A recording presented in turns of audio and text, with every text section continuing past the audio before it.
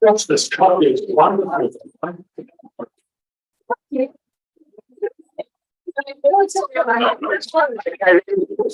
Start, please. Thanks, Bob. Well, this copy is wonderful, by the way. If we can all say that, here, please. What the title? What the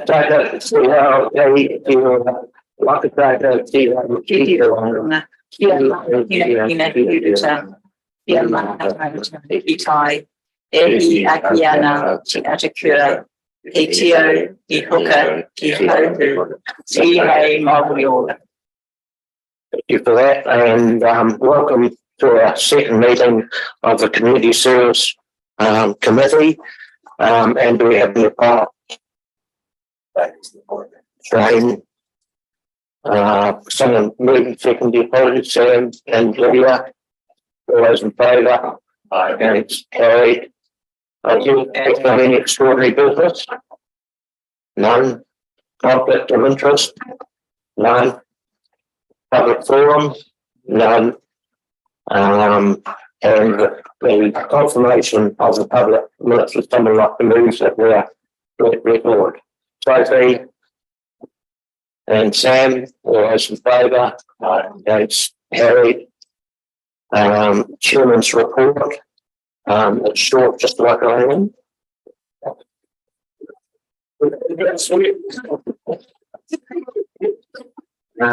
First, I'd like to say to Denise, and we will start with a vote with these reports. I realise a lot of work to get these reports, so it's great to have them. The good report for me is the funding, because I think with what's been happening in community committees, I think that's what we're all now found that as councillors, we're going to be approached a lot more about funding for halls and all the other things. So I think this is an opportune moment, and it would be nice to see if we could have it in another hard copy with the dates and everything, so that we've all got it when we're talking to people. Because no use people ask me, say, yes, there's something coming up, but we don't know when, which is lockdown. The other thing, the other thing is this is the amount of funding. Yeah, I think we've got them pretty right, and we're going to be looked at in the near future. The other things that's not related to this, but what I would like to see in the future for the whole council, but especially for this committee, is we've always had a list of people that we can go to, and at this moment we don't seem to have that, and with new staff members and such like, it makes it very difficult to know who you're talking to. So what I'd like to see is something same as this, but more hierarchy, with so that you know the managers and such like, so you could look at it. And I think to me that's really important going forward. And the other thing is, I mentioned that I was worried at the last meeting about things slipping through the cracks and double ups and such like. And I've been dealing with Sheffield, the main building, and we've got a building that is actually a building, and we've got a reserve, and we're both separately. And so I think, you know, somewhere between the managers there's going to be some sort of on those types of things, because I think, you know, as at the moment it's really hard to tell which one's which. But I'd like to move my report. So do I have a seconder? Lydia? Thank you. All those in favour? Okay, it's carried. Was there any questions? Yes, Sophie? Yeah, I'm aware that it can be quite difficult to get a structure chart at the moment because there are people moving positions. So I guess I just wanted to note that I know that we used to also have access to the intranet area where you can search for people's job titles to be able to direct it. We no longer have access to that as councillors. So at the moment, a paper option is probably our safest bet, even if it's constantly, you know, regularly out of that, or it would be nice if we could have access to the search facility again. Thanks. Thanks, Sophie. Phil? Oh, yeah. Yeah, okay. Okay. Okay, we've got the manager's report. Kia ora koutou. This report is intended to update the committee on a couple of initiatives, Heartlands and the Integrated Youth Hub in particular. These are that council have actually commenced the operational activity on. In terms of the integrated youth hub, some services are actually now being delivered with a view to a full launch in term 2 2023. And Heartlands is the funding has been negotiated and the implementation plan is actively underway. Additionally, within this report, at the request of council, there was some investigation into a model for councillor clinics. The model that has been presented to the committee at this time is informed by feedback from across New Zealand, and this model prioritises safety, informality, district-wide opportunities, as well as some efficiencies. So that's there for your information in terms of being available to councillors. Okay. Okay, thank you. We'll go on to reports for information, and this community service and facility group administrating community grants, and we've got a report from Claire. Sorry, Mr. Chair, could I ask a question on that report first? Are we Sure. Sorry. Heartlands, just querying, so are we going to train our own staff to operate the Heartlands offices, or we're just providing space and they will provide staff and material? How's this going to work? What's the funding split? What are we providing? Those kind of questions. Is this? So just in terms of the what is in Heartlands, and this report was intended to clarify that I would expect that you will have observed that a lot of the tasks and functions that are being delivered are already part of the core activities of the ACLL or Library Service Centre staff anyway, which is about helping people to access information online and to use websites. It's also, and through the Community and Economic Development team, we're already delivering forums that involve social services providers and others. So what we have effectively negotiated is that while we have not been recognised for the role that has been a part of what we do, which is around provision of information and facilitation and coordination, the Heartlands arrangement provides an opportunity for us to be identified in that space. In terms of, it also provides some resourcing that allows for us to provide some room space as available for accredited NGOs to deliver their services. And it also provides some revenue contribution towards the central government agencies. But more importantly, for us, it's actually we're trying to get central government agencies out and into the district.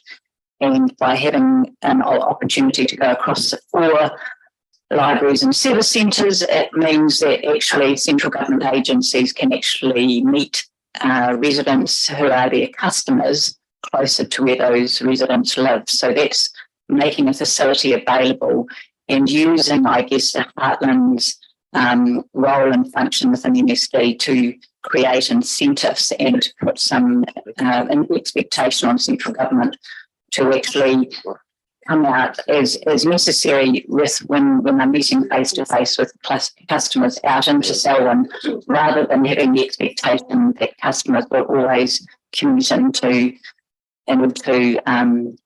the city. I guess the other added value that we see in terms of this space, in terms of this arrangement, is that we are seen as having a legitimate role in the coordination of central government agency service provision into the Selwyn district.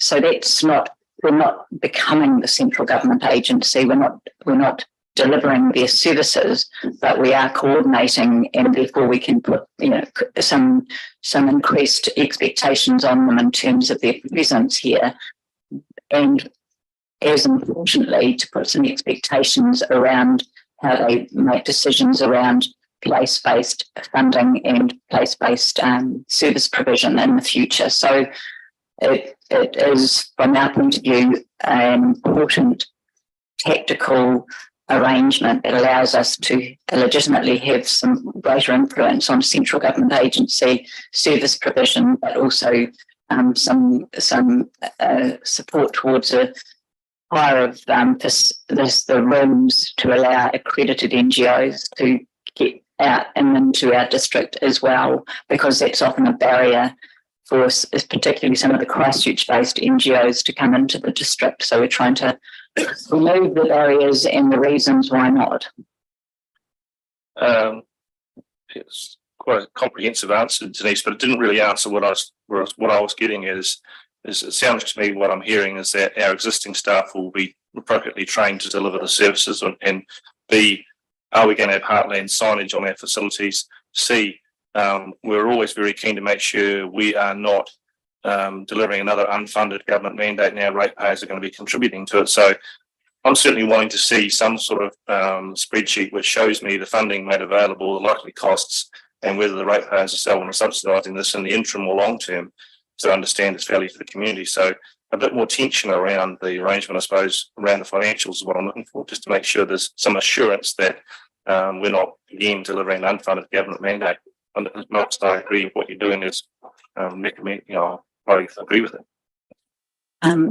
Okay. And I guess a couple of things around that in terms of there are some sensitivities around the funding arrangement, and so happy to make that available, but it may well be in committee. I can assure you that the funding that we have been given is to cover 2.5 years of service delivery operations, so it allows us to plan forward. Yes, it's about we're necessarily upskilling our own staff, but we already train and upskill our own staff, and we anticipate that this is a small additional component to the training we already do.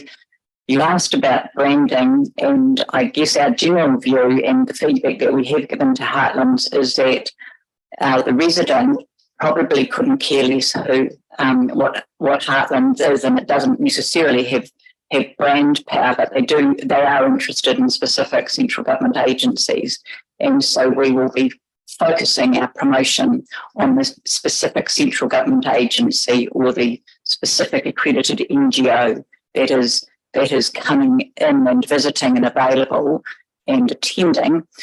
But we will have some, I guess, low-level obligations in terms of some alignment with the brand, and but our view is that that is of less import to our residents as the actual organisation that's going to be present on the ground. Does that answer your question? Largely, I'm looking forward to seeing the details in committee. That would be helpful to me. But my experience of Heartlands that it does have brand power. The community that I see it in is Zakaroa.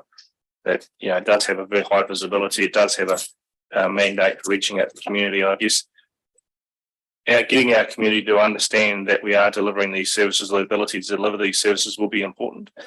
But the thing that concerns me, I suppose, is at the end of year 2.5, when this funding runs out, the expectation within our community might be, if it's not separately branded, that we continue to, that's just what the council does, not realising that as a separate funding line that has now reached its end of its tether and those services are no longer being provided. So just, I suppose Heartlands needs to be aware that if they're in this, it needs to be quite clear it's either a trial or they're in this, and whether they want branding themselves is probably an issue, I get. But at year 2.5, there'll be certainly be a consumer expectation that we'll be continuing to deliver these services. That's right. So, yeah, actually, I was going to pick up. I've got a question about Councillor Clint, so I just want to pick up quickly on that. Thank you for the Heartland stuff and for pulling it together. And it's a wonderful thing for our community to have those social services coming in.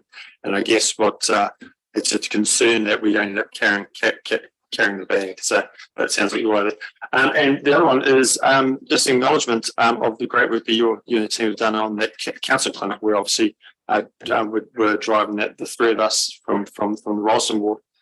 Just for information, we're looking at starting our councillor clinics from May the 2nd. That's for all the other councillors here as well. We're getting it weekly. We just put in for space. I think Sophie's just done something through the website that's on here, and our preference is to have a tier in a public arena, and the safety issues that you raise here, but the bones that you've given us here are absolute gold. So thank you very much for you and Oscar and for your team. Okay, Sophie. Yeah, actually pretty much what Phil said. To clarify, I have sent an email to the Heartlands thing last week when the report came out. It hasn't been confirmed yet. I haven't had a reply as yet. But hopefully the date and time will suit. And yeah, just a general appreciation for it. So, you know, obviously Wollaston is growing. Our residents association doesn't have the reach that we would appreciate. Getting in touch with people across the township. So this is a really good opportunity for us, and we're very grateful. Thank you. Anyone else? Yeah, so to speak in support of the Heartlands and the good work that is based to get those agencies here. That's something we have tried for the last decades to have happen, and so to get that across the line with funding from central government to make it happen is really good. So well done to you and your team on that. My question's around the reporting for that, and I guess you can't, you know, there's some sensitivity around who meets where. I'm not asking about the individuals that come.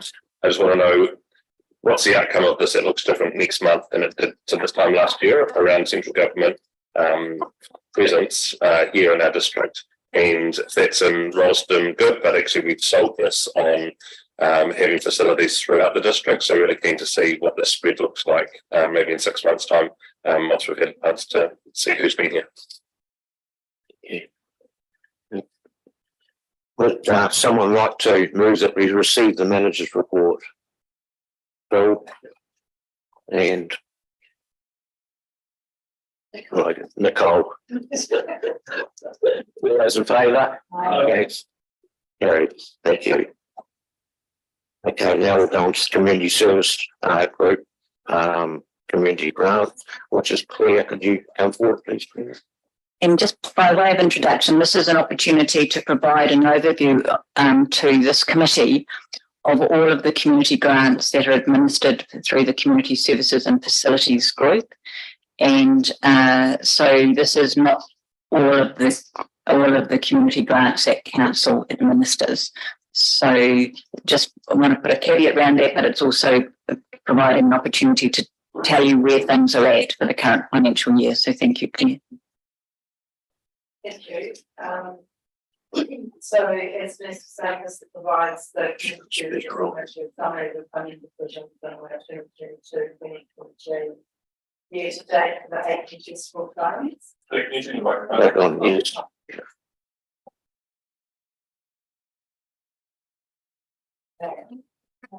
No.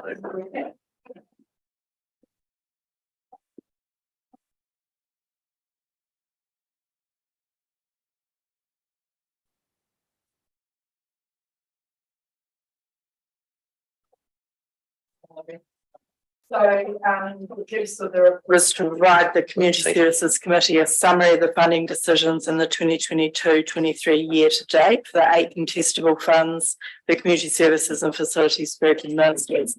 So these include the Selwyn Community Fund, Creative Communities, Selwyn Secondary Schools, Tertiary Scholarships, Selwyn Community History Fund, Selwyn Residents Group Fund, the Selwyn Youth Project Fund, Meet the Street Fund, Strategic Partnership Fund.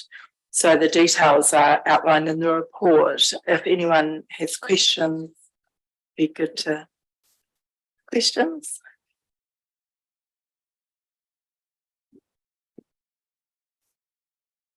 Thanks. Yeah. Oh, Sophie on the top of the list. Yeah. Thank you very much. So I'm just trying to find, I wrote a few questions in my notes. There's a mention in there around tertiary scholarships. From the point of view of our ward with a really large high school it would be good to have something that reflects the number of teenagers who go to the school. I don't know quite how that would pan out. Lincoln's probably in the same position, but definitely appreciate that being mentioned. And I guess another part is I just, being a new member of the Selwyn Community Fund panel, I do find it interesting somehow when certain events or groups are classed as one ward or another, when it's quite obvious that what they're doing will benefit the whole district, or potentially not our district at all, but in terms of bringing people in. So I guess in that, and there's also sort of a bit of a discrepancy at the moment, obviously, between things that are classed as Selwyn Central or Rolleston, and then there's the different boundaries. So I get that part.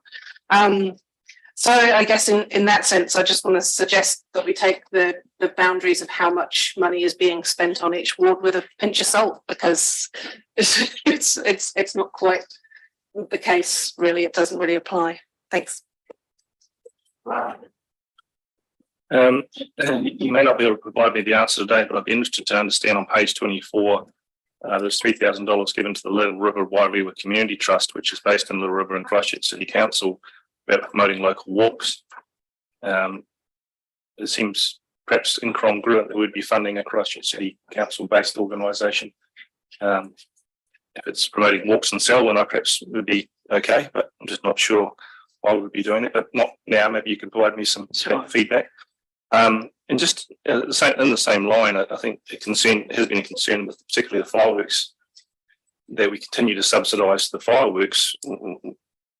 Almost we're giving a subsidy to community groups, because the funding goes back to local community groups and they use it for their fundraising purposes. So just a bit of rigor, I suppose, around that, because there are 2 fireworks events in Selwyn, one which is receiving subsidy, for want of a better word, from the council, and one which is standing on its own 2 feet. So there needs to be some realism or relativity, I suppose, if we're into fireworks.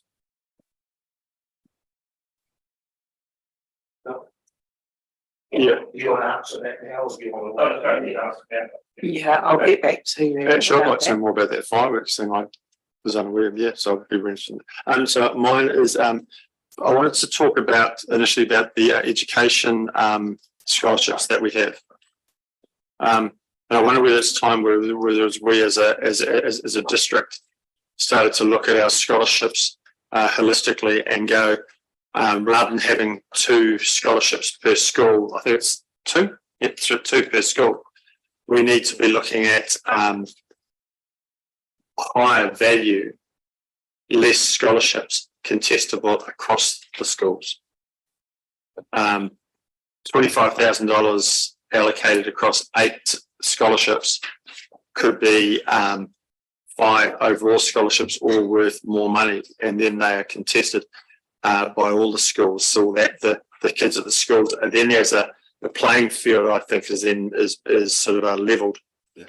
I guess I don't really know how to take that further, but just in terms of I see you nodding your head, Denise. I presume that means I can stop talking now. Yeah. Okay. For the second, I had another thing I was talking about.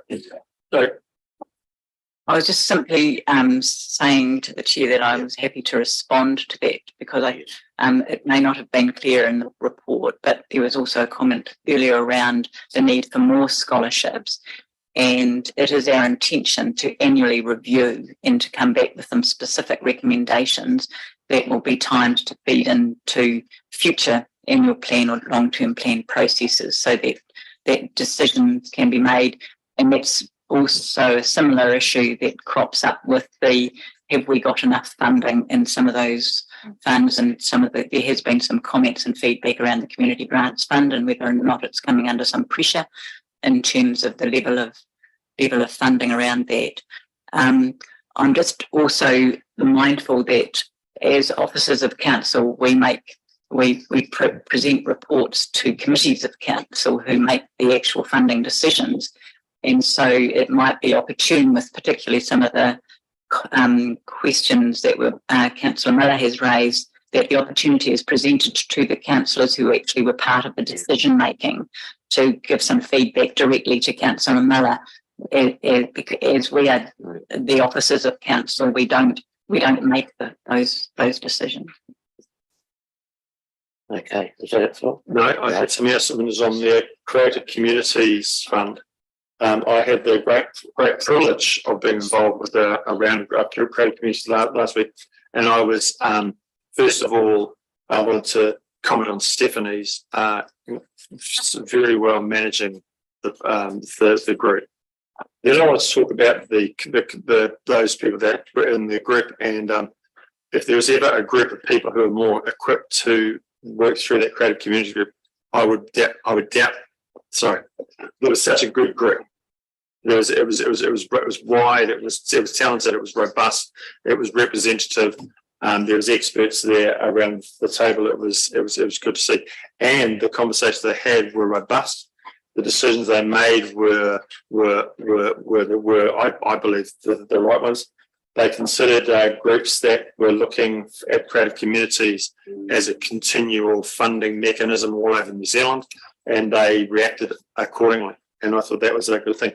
But something that I guess that's flagged that I'm raising is that there are groups that had applied for that had also applied under our other contestable funds. And we just need to be really well aware that people are double dipping into our fund, into grants as part of their OPEX. Their OPEX is funded by us.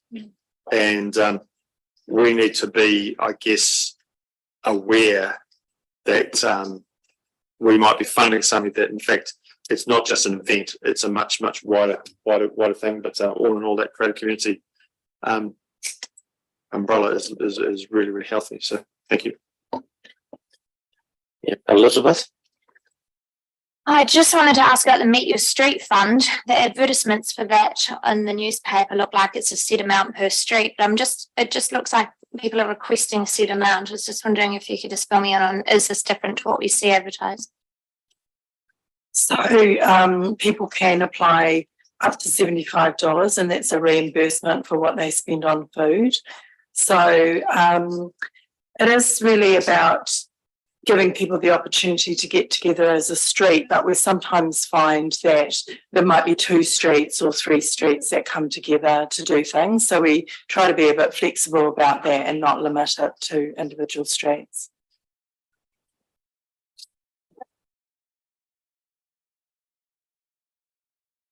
Yeah.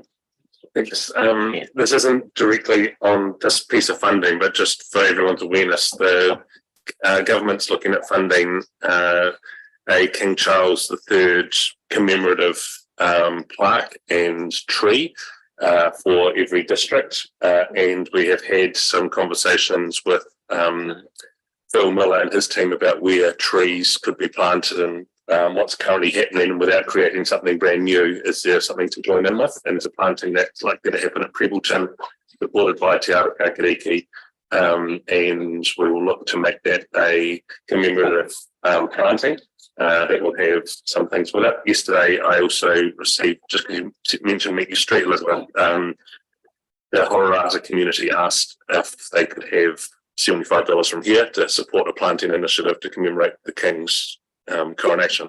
So there may be other events that happen that you may be aware of in your own wards or townships where those events with people wanting to commemorate that event. So thinking about, I'm going to use my discretionary funds to help fund some of that work in Hororata, and you might have some, if people approach you, just think about the ways we might be able to use it, and Meet Your Street funding could fund some of the catering for an event if you're bringing people together to commemorate something like that. Yeah, thanks. Thanks, Claire. Have you got any comments on anything? No, thank you very much. Okay, thank you. Sometimes I'd like to move that we accept the community service contestable fund report. Phil and Sam, all those in favour? And it's carried. We now go to our sports and Foster Park sponsorship, James. Just while James is coming up to the front chambers, council is starting to think about sponsorship as it relates to parks, reserves and facilities. A high level strategy is being planned, and James will speak to that. But in the meantime, we're coming under some pressure to think about sponsorship specifically as it relates to the sports fields and and the turfs at Foster Park. Thanks, Denise. Kia ora, everyone. As Denise said, sponsorship has sort of come up to the top of my list in terms of Foster Park. Largely that's been driven by artificial turf usage and increased costs that both Selwyn United football especially and Waikirikiri hockey are facing in relation to those. So as we've been working through, I think that, the development of those turfs, there has been some conversations with those clubs around what does sponsorship look like and what is assisting clubs for paying for usage of those facilities look like. And we're at the point now where we really need to get some finalisation in terms of some guidelines out as to what they can and cannot do. In the report, we do refer to some of the things that are going perhaps not so well in Foster Park, and Foster Park is probably a good example of even in 4 or 5 years, things have got off track in terms of sponsorship signage. And if we extrapolate that across the district, there's quite a lot of work to do around compliance with the Reserves Management Act, the resource consenting, the district plan, the operative district plan, and the proposed. So there's quite a lot of work to be done in terms of framing up what a policy looks like in terms of signage. But we do want to support these clubs. It's a major fundraising stream for them. And by and large, all the clubs that we're hearing from are struggling with increasing costs. So we want to do what we can to help support them. As Denise alluded to, there's a short-term pressure around Foster Park, but we do want to provide some rights that will involve quite a lot of liaison with sports clubs and as well as regional sporting organisations around what that might look like. So we're going to use Foster Park as a bit of a trial and then look to expand that out across the district. I suppose in line with that as well, there's an opportunity for council to generate some revenue from some of this work. And that's another thing that we're looking at going down in terms of what does facility sponsorship or naming rights look like, and what are the nice value add. So what does lighting poles at Foster Park or other reserves that we have look like? Is that something we want to go down and really lifting the lid on that? So far, the consultation with clubs has gone really well. They're all on board. They just want to understand what the can do's and the can't do's are, so that they can move forward with the stuff, get prospectus out, and have the support of council in doing so. So happy to take questions on that and talk about what the guidelines may be in a bit more detail if required.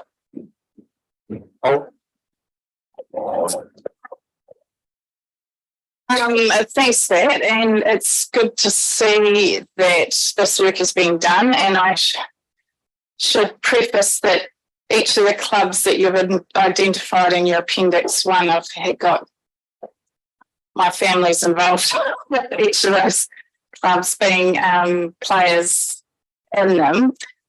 You said you've talked to the clubs, so you've pointed at these signage that they've got that are at issue and non-compliant. So you've spoken to them about their signs being non-compliant, those ones they got at the moment, and I haven't noticed whether they've been removed or not, or what the action is going forward with that sort of thing. So I think we're trying to do that in one sort of foul swoop. They know that they're not compliant and that they're waiting for some guidelines around what they can and can't do, because at the moment they're throwing their hands up saying, well, tell us what we can do then. And so we know at football, for example, if the Farringdon sign, understand that that sign is going to have to be removed in pretty short succession. So there's no illusions around that. Yeah, because with regards to hockey, I mean, you've highlighted about the hockey ones that's quite high, but there are other sponsorship ones on that as well, which you haven't highlighted at all. But that obviously comes into play as being non-compliant as well. Yeah, certainly. And I think what we're trying to do is keep the signage as low as possible and to the size of the fencing lines. It's likely that the sand turf actually will be completely a clean site. So we'll look to target the water turf, not the sand, and just so it looks nice and comparable to the football turf. And like I said, we'll have those signs a lot lower than previously been hung. Cool, thank you.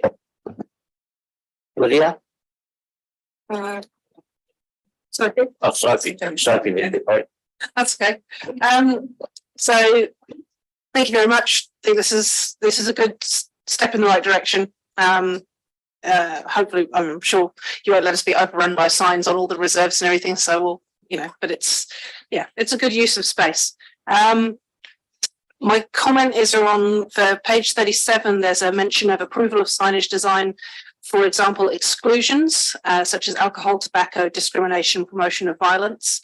Can we add things like fast food and fossil fuels to that? Because, promoting healthy lifestyle and good future and all that sort of thing would be handy. Yeah, that's certainly one of the challenges is where do we draw lines around lots of this stuff, because Pedal Pusher or Silver Dollar or, organisations like that are a key sponsor of some of these clubs. And so we're saying no to alcohol, but probably yes to a pub, and so we're working through that, and we're looking at Sport New Zealand guidance around it as well. The other thing, we're looking at some really good examples from other councils that have some really good guidance. Tauranga City Council being one of them, where they've gone through and figured out how they can sort of run that fine line. Yeah, you don't need to reinvent the wheel when there's good examples of what's working elsewhere, right? Yeah, and there's some interesting examples of sharing revenue, but that also comes with a whole lot of administration. So we're trying to work through what is going to work best for everyone in this case. Thank you very much. Yeah, Lydia. I think it's really great that there's a guideline being put out for clubs, and I appreciate your work on this. I think I just had a couple of concerns around council generating sponsorship and whether that would actually take away from the sports clubs and their flexibility to do what they would like with the money. So I'd just be interested to see you guys' thoughts on that. Yeah, absolutely. So when we talk about facility signage, we're probably talking about like naming right signage for somewhere like Rolleston Community Centre or Selwyn Sports Centre. I do take your point that there could be conflict if BNZ wants to be a major sponsor of one, for example, and ANZ wants to be the major sponsor of the main user. So there is always going to be that conflict, but I think again, it's going to be very tough to administer if we go down that road. So that's why we need to trial it out, see what flushes out in terms of, this is going to become an issue moving forward, and we need some policy and some really clear guidance around it as we go to finalise these guidelines. But yeah, certainly take that as you'll take your point as that's why I guess Foster Park, I think we're going to have around the Terce club leading a lot of that sponsorship, whereas facility signage will have council leading a lot of that. Thank you. Okay, Deborah. Good question, Lydia. Just with regards to this report, I know it's just concentrating on Foster Park, but you did mention about wanting to take it out to the wider community. Ever since I can remember, clubs, small rural football clubs, netball clubs, tennis clubs with their own sort of reserve area, they've been involved in sponsorship for a long, long time that gets shared out between the clubs. Often the sponsorship, the signs are inside a facility where they might have a bar license. Sometimes they're outside. Sometimes they could be a notice board advertising events coming up for the reserve. And with regards to us trying to standardise something across our district, I just think that you need to be very, very careful and understand the rural community's perspective of how they actually fundraise, to buy their uniforms, to buy their shoes, to be able to participate in the sport and pay club fees, to the higher groups that they're affiliated to. And not a lot of parents can afford, so that actually helps subsidise parents with regards to those particular costs.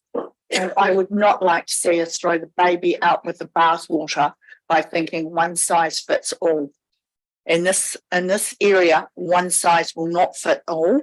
And the last thing that I'd like to see is, the rural communities disgruntled with regards to what they've carried on for years. There's never been a complaint. And then suddenly council comes in waving a big stick and saying, oh, these are our new rules. Sure, there has to be some rules, but please don't make one size fits all. Can go out to those communities and actually talk to them before you go in there with a blanket policy, please. Totally. So that's exactly our intention. And I think if you take somewhere like Southbridge or Darfield, where there's quite a lot of signage around both those sites, we need to have a really good look at that and talk to those clubs and figure out what's going to work best for them. I think there's also an element of at some point those signs will need to be replaced, and what does the replacement look like? So I don't think we're going to say rip it down next week and replace, but when you come up to replacement, can you engage with us and we can give you some guidance around what the signage could look like. But yeah, totally take your point that there's been some historic arrangements made, and there's going to be a transitional period where some of those, especially those more rural clubs, need some time to make those changes as well.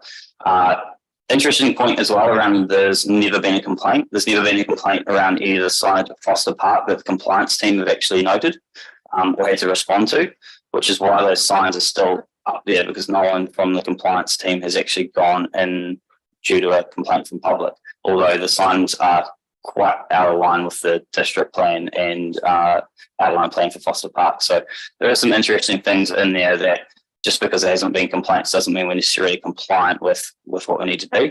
That doesn't mean we need to throw a massive stick at it either though. So I take that point. Yeah, Grant. Two things. One, supporting what Deborah says, but there's also an upside for clubs in council becoming involved, because J Bone Builder, who paid $200 in 1982, still got to sign up in 2023. He's had $200 worth of advertising. So probably the council putting some structure around expiry dates of sponsorship could be really helpful for clubs by actually rotating the sponsorship over and encouraging the sponsors realising that's for 12, 24 months, whatever the window is, and then you renew. So it could create additional revenue for clubs. I think the thing that I just wanted to ask, and I'm sure you're all over it, is that the council retains the rights for clean skin events. So if we did have a hockey turf with a national level game where you wanted to clean advertising around the boundaries, that we can request all advertising to be removed or covered up while the event sponsors are part of the event. And I'm sure you're all over that. Yeah, certainly. So there's 3 National League games, for example, for football this year. They have to have specific signage for those games and can't have other signage on the turf. So you're working with clubs to understand what those needs might be, so we can work through how easily the signs are removable and who does it and who refixes them so they don't blow away in the wind and all that sort of health and safety side of things as well. Sam? Yeah, this is one of those things that I think a lot of people just see it as council bureaucracy and red tape and getting involved in things that have either just gone on communities really well for a long time and there hasn't been much of an issue. And for those where that hasn't been a problem, this is us stepping in and is just going to cause some aggravation. And then it's really annoying for the others who are trying to do the right thing and following the rules and can't actually get the support for their club. So like there's for different reasons, this whole conversation is really niggly. So thanks for trying to tackle it and find us a way that we can balance, I guess, the aesthetics of what a reserve is with the community spirit and people wanting to support what goes on those reserves in an organised manner. And that then means that there's some consistency with how that can look.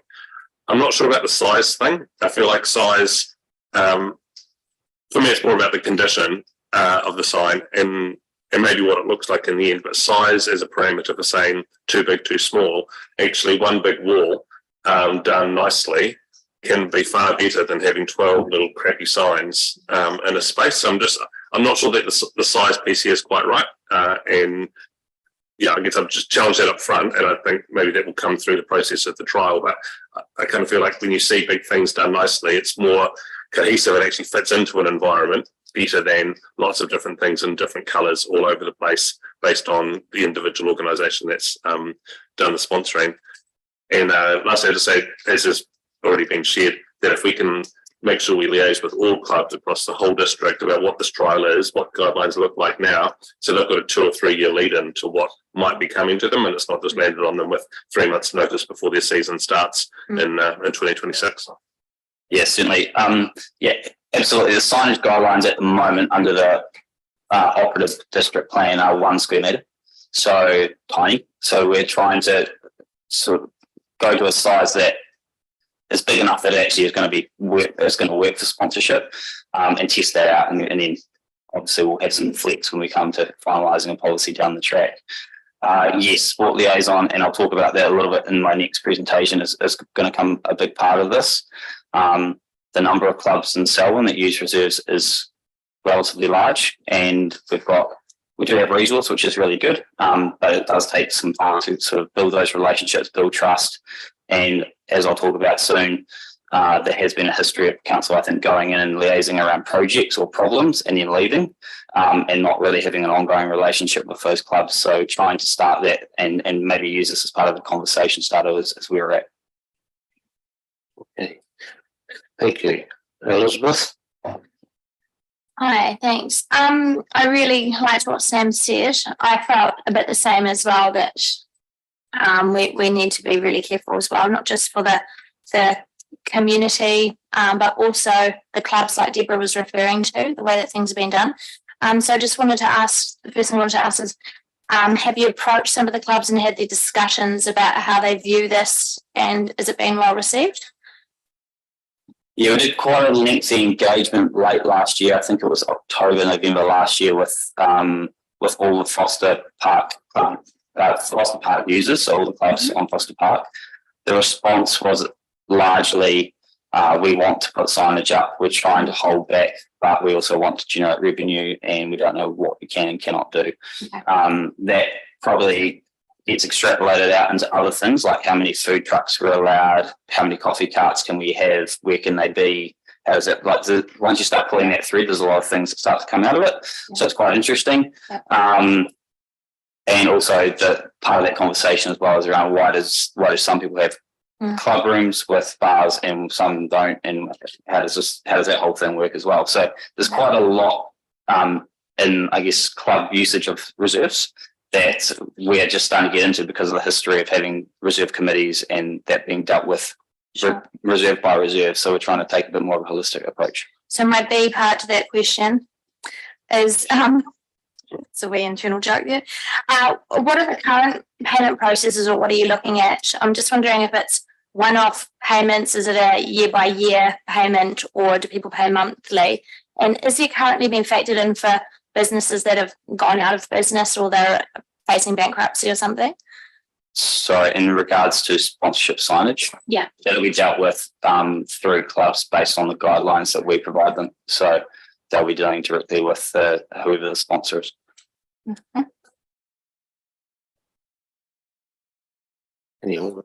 Okay, thank you. Okay, would someone like to move that we receive this report?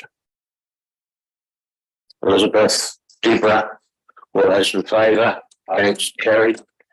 We'll carry on with James with the sports and recreation deep dive. You carry on, James. Thank you. Hopefully, is there a PowerPoint coming up too?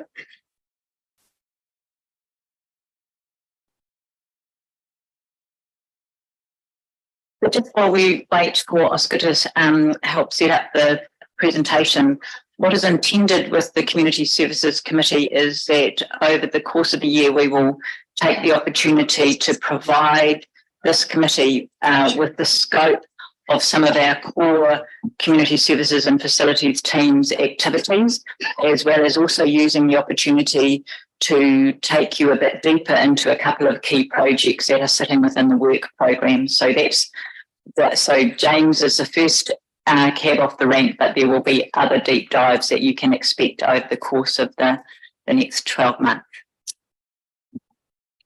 Excellent, thank you, Denise. Just while the PowerPoint's getting sorted, the deep dive is a great opportunity to just tell you what we're up to. I feel like we could workshop some of these sections for an hour, but I'm going to skim over the top of a deep dive, which sounds a bit weird, but we'll talk a little bit about some key aspects of what we'll be doing. I suppose in general, the sport and recreation team has had a bit of a change in scope since the change in late November last year. We cover aquatics, being Selwyn Aquatic Centre, summer pool operation and aquatic education, Selwyn Sports Centre artificial turf operation, group fitness and recreation classes, as well as sport recreation events delivery. Some of the stuff that we've added on, just next one. Some of the stuff that we've added on includes sport liaison and collaboration. So the sport liaison function, I'll talk about in a bit more detail, but essentially is what I said before. We're going out and really engaging with the clubs and trying to build that relationship for a long period of time, whereas previously that hasn't really been occurring.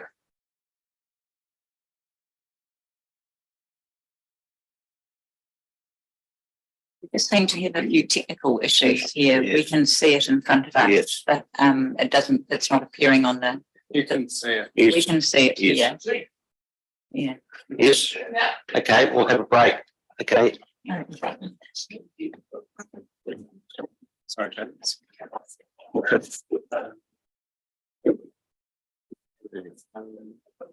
Thank you, Denise. When's that document?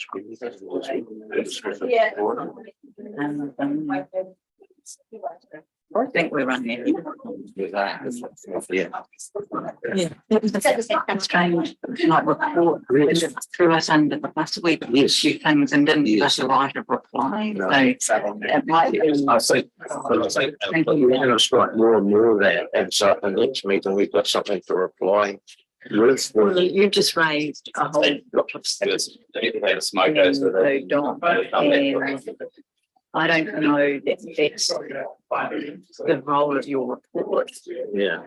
You can speak to us about that and share, but I wouldn't have thought that it was. Yeah, see, the one I was thinking of was the Heartlands balance sheet in there.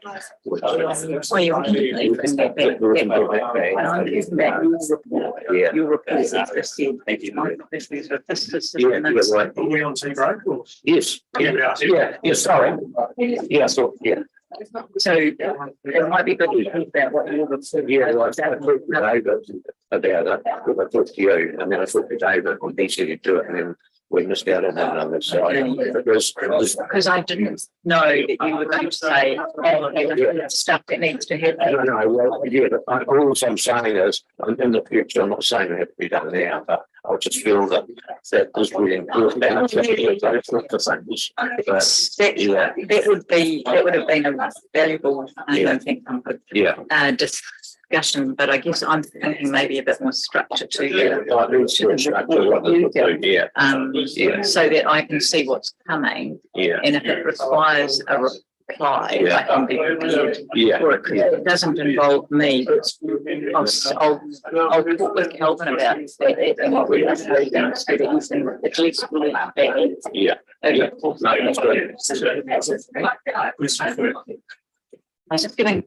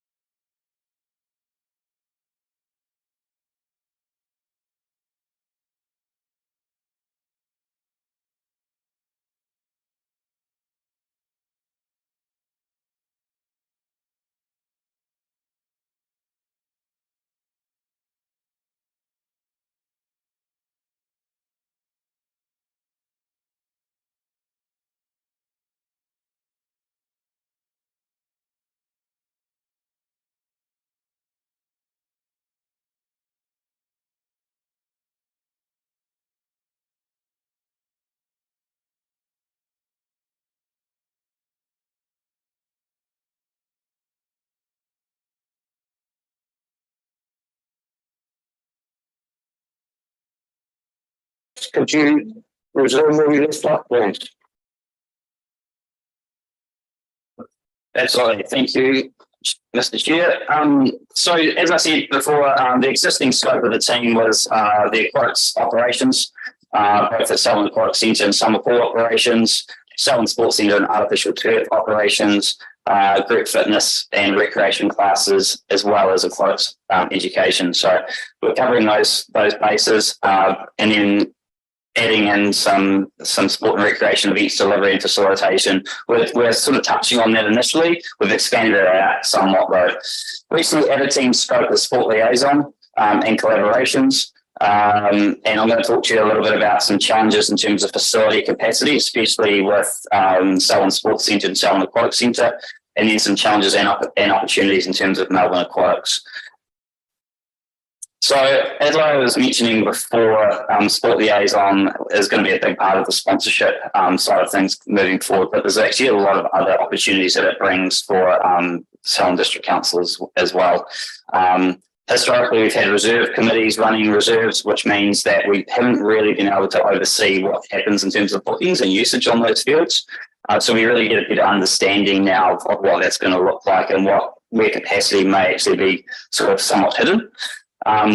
They're going to be the liaison point for council on all things. So this person, the sport liaison officer in the middle, will essentially be bridging that gap between club and council around, hey, I need to put up a shed. What consent do I need? How do I do it? With what land lease do I need? And really front putting that for the sports clubs.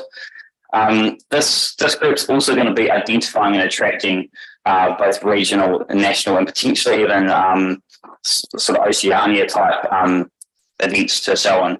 We're looking at, for example, an Oceania futsal tournament for Selwyn Sports Centre at the moment for later this year. So there's quite a lot of work that these guys are going to be doing, but there is some real benefit for council. I think early conversations around with Canterbury Rugby around things like Leaston Rugby Club are really important. So the RSO now knows, the regional sports organisations such as Canterbury Rugby now knows, hey, there's a bit of a problem out there. What are we going to do to solve that? And what ability, what capacity do they have to help?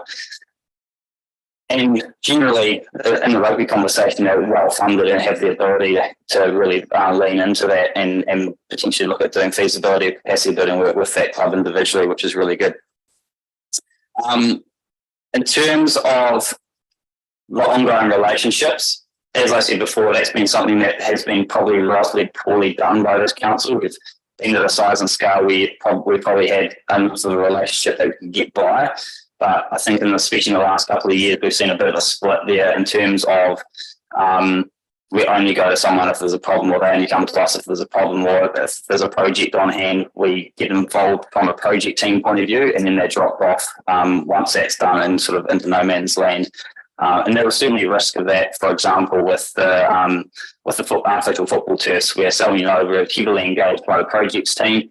Lots of discussions around sponsorship and what that would look like, and then it kind of fell off and it didn't really get passed on anywhere. So we're looking at trying to really bridge that gap and making sure that we've got someone in the room from the sport liaison team when those bigger projects are happening.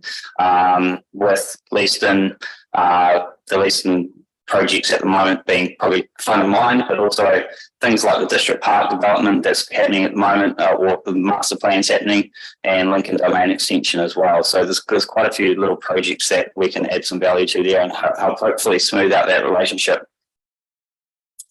In terms of collaborations, kind of expanding on that point, we're hoping to reduce pressure on council and look to collaborate on projects and outputs. So if we see that a club is struggling, it's not necessarily council's role to go in there and hold them up, but it is to facilitate some of those conversations around how do we add some capacity to that club, or what levers can we pull to help build them back up. So working with Sport Canterbury, that relationship has been, again, relatively poor. Both parties would suggest that's true, and they've been very Christchurch focused, and they're well aware of that. And so we're trying to build that relationship back up and get them back out here.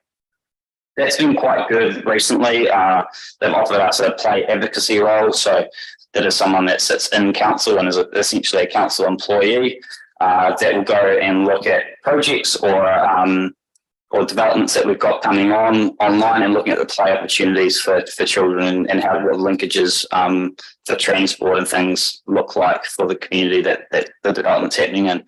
There's some really awesome stuff that Selwyn Sports Trust are probably well aware of as well and involved in around healthy active learning and play neighbourhoods and things like that they can really help facilitate some work with. Probably really important in some of our more rural areas as well, that those partnerships take place.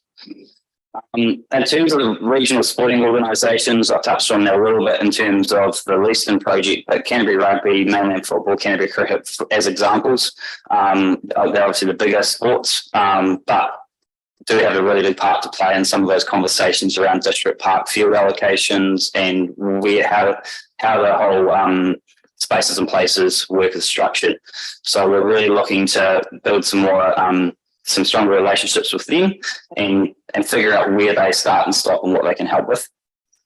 Additionally to that, the likes of Selwyn Sports Trust, who you hear from soon, schools and sports clubs, really understanding what they want and need, where their work starts and stops is going to be key for us moving forward, so we're not duplicating work or worse, not doing any of the work.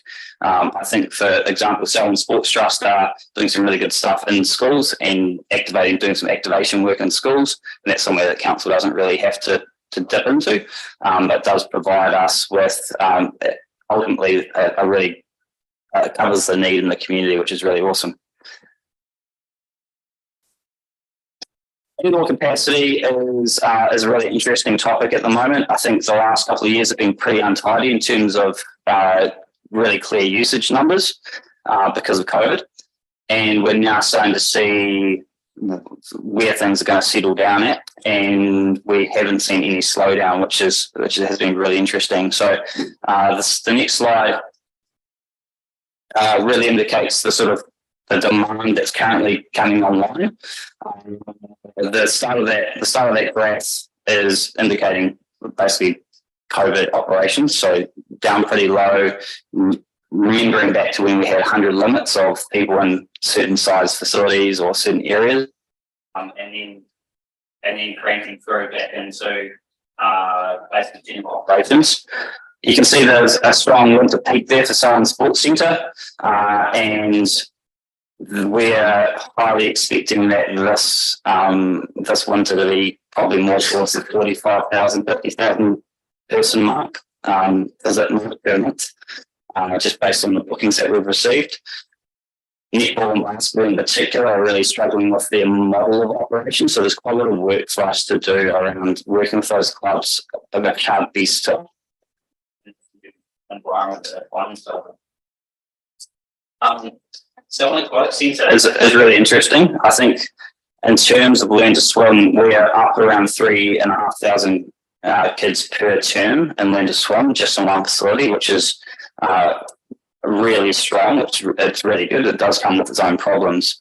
Some of those problems are around long-term capacity, so we think we can go up pretty comfortably 1,200 kids. At that stage, though, or even at stage we're at the moment, we are going to experience more planned maintenance shutdowns because we can only get in there at certain times to go through and clean out changing rooms, repaint changing rooms, and that sort of thing. So those demands are going up. And if you look at the March data there, we're going to be up around the 45,000 mark for Selwyn Aquatic Centre and probably shooting towards the 25,000 mark for Selwyn Sports Centre as well. So that a little bit earlier this year to Selwyn Sports Centre and Selwyn Aquatic Centre.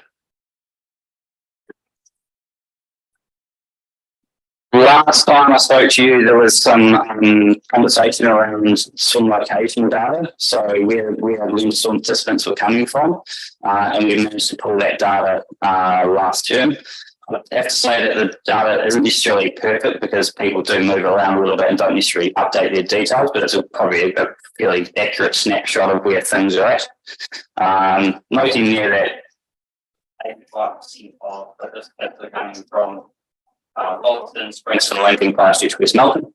and then the remainder of the district essentially making up the next 15%. So really strong with Rolleston, Lincoln, Christchurch, West Milton, but not so much outreach into Darfield and Kirwee.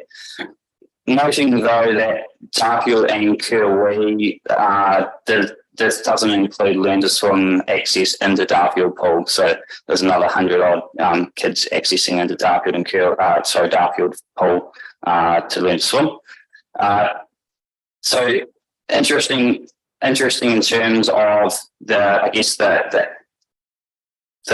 predominantly it's Ross and Lincoln that we're serving in terms of Selwyn Aquatic Centre. I think we'll see some drop off from Christchurch as Hornby comes online. Looking through some of that raw data, it was Horsell, Hornby, sort of that area that we're pulling from in terms of catchment. And also noting that there's other facilities coming online in those areas. There's a King Swim School going into Sockburn, and also potentially one in Lincoln coming online at some stage soon as well, along with the Hornby facility for Christchurch City Council. In terms of Melbourne Aquatics, we've got the Darfield pool redevelopment, and I think that brings us a lot of opportunities in terms of developing that learn to swim out there and pulling people in. I think that has to be looked through a lens of what are we doing with Sheffield pool and the future options development with that as well. And then, of course, you can't do that without looking at the district as a whole and then perhaps the region as a whole as well. So there's a whole network plan approach that needs to be looked at around here. But the Darfield pool redevelopment will bring us opportunity to have a good run at programming that facility and really building that business case in terms of what's next for that pool. Is it an extended season? Is it an indoor facility? And when and where does that have to happen? I think at the moment it would be fair to say that the numbers at Darfield pool don't really even lend themselves to extending the season, but it probably does lend itself to intensifying the season that it's got in terms of opening hours and availability of space. And I think with the redevelopment that will accelerate that and hopefully accelerate the ability to have an extended season, and from there potentially extended season of operational indoor pool in the future.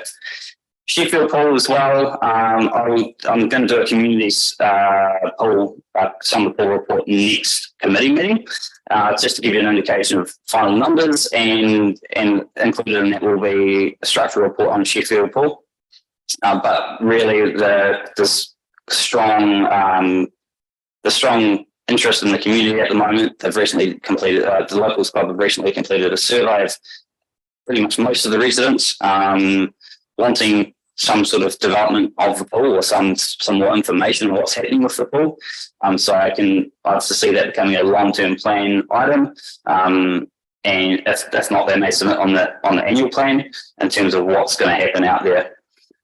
There's a whole lot of questions for council and officers to think about in terms of site future development of anything in Sheffield, if that's the way you want to go, and how that lends itself to Darfield, and are we better to put eggs in one basket, or are we better to split out? So there's some work to be done from officers on providing you with some information around what's going on out there and what options are, and then decisions, some probably either way hard decisions to be made around what that looks like, and in particular what rating impact that may have if we want to do everything.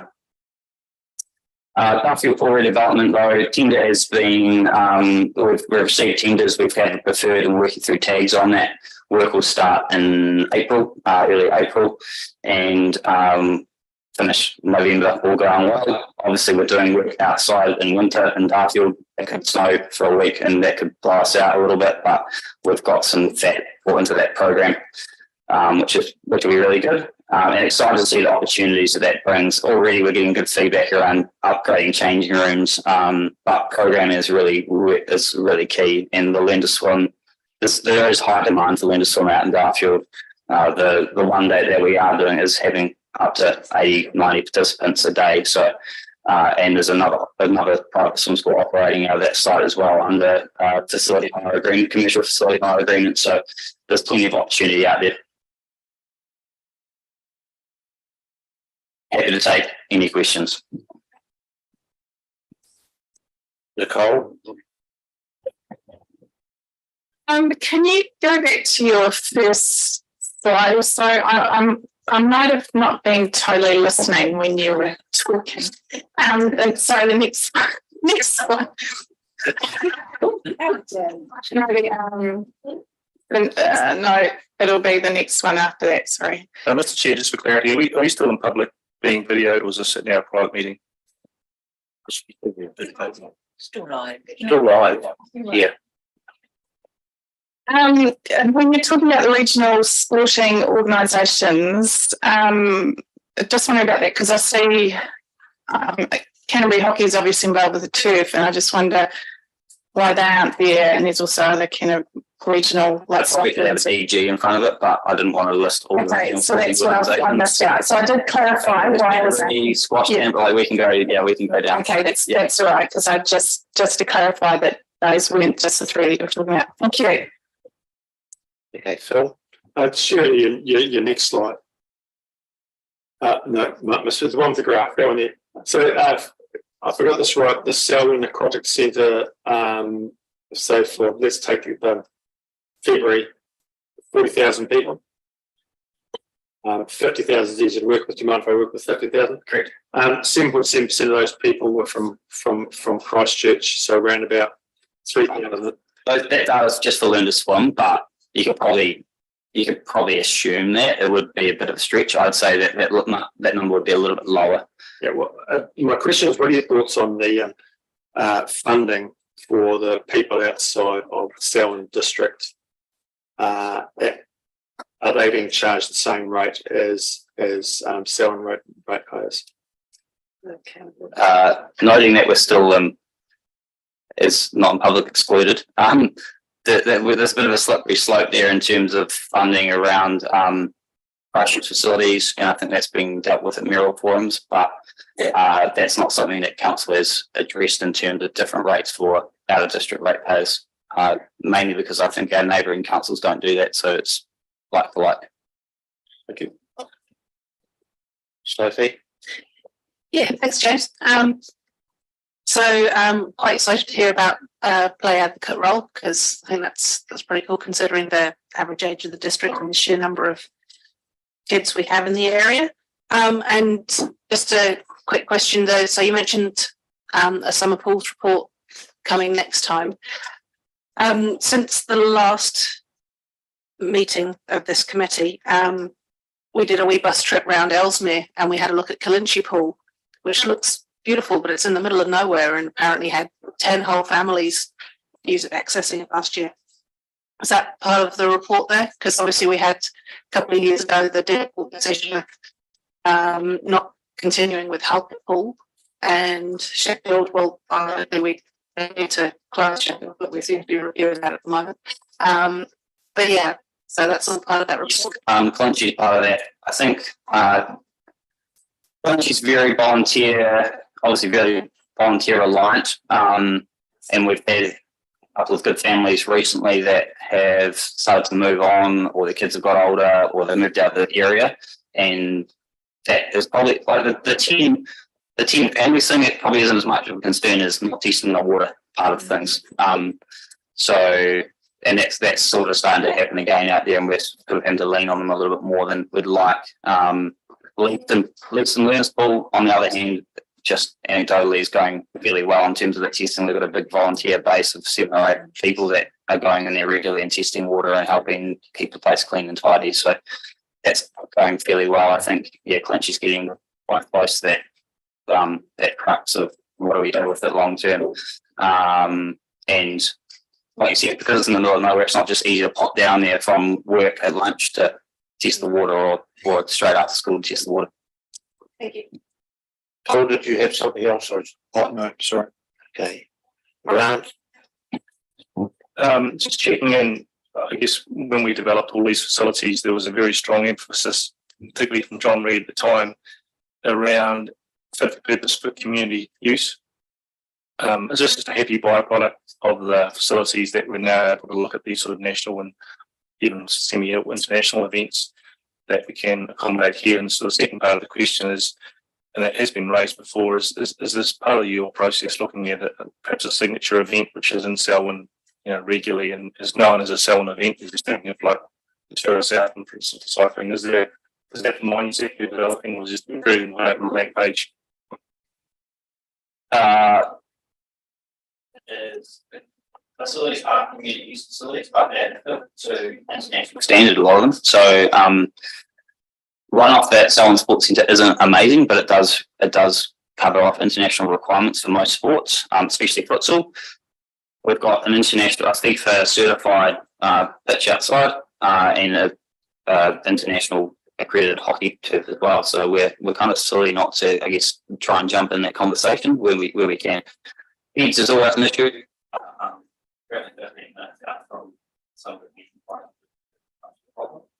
And we're not looking at hosting events such as events that are drawing tens of thousands of spectators. It's probably more housing the competitors themselves. So it might be national football, national high school football champs or something like that, where we can cater to that need. And also looking at what we can do to partner with Christchurch City Council on some of those things. So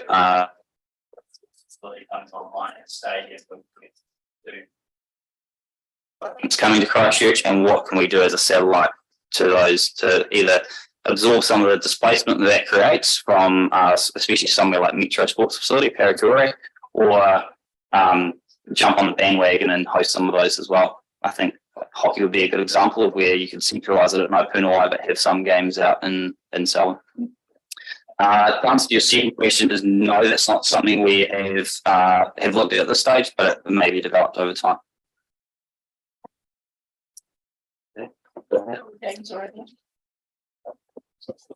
I think this is probably just, I'd like to clarify something. At what point did council decide to close Sheffield Pool? It may be something that I wasn't aware of, but I haven't seen any information on that.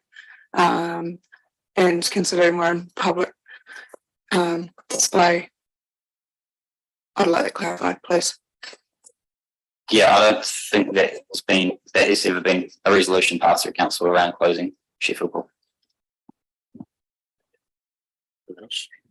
Just following up, I think the comment was around a review, which is an annual process. So it's not something specific, and a decision hasn't been made. But I just wanted to use the opportunity, James, while you're sitting there, to invite you to just let the councillors know where you're heading to on the 12th of April and how you got to be going there.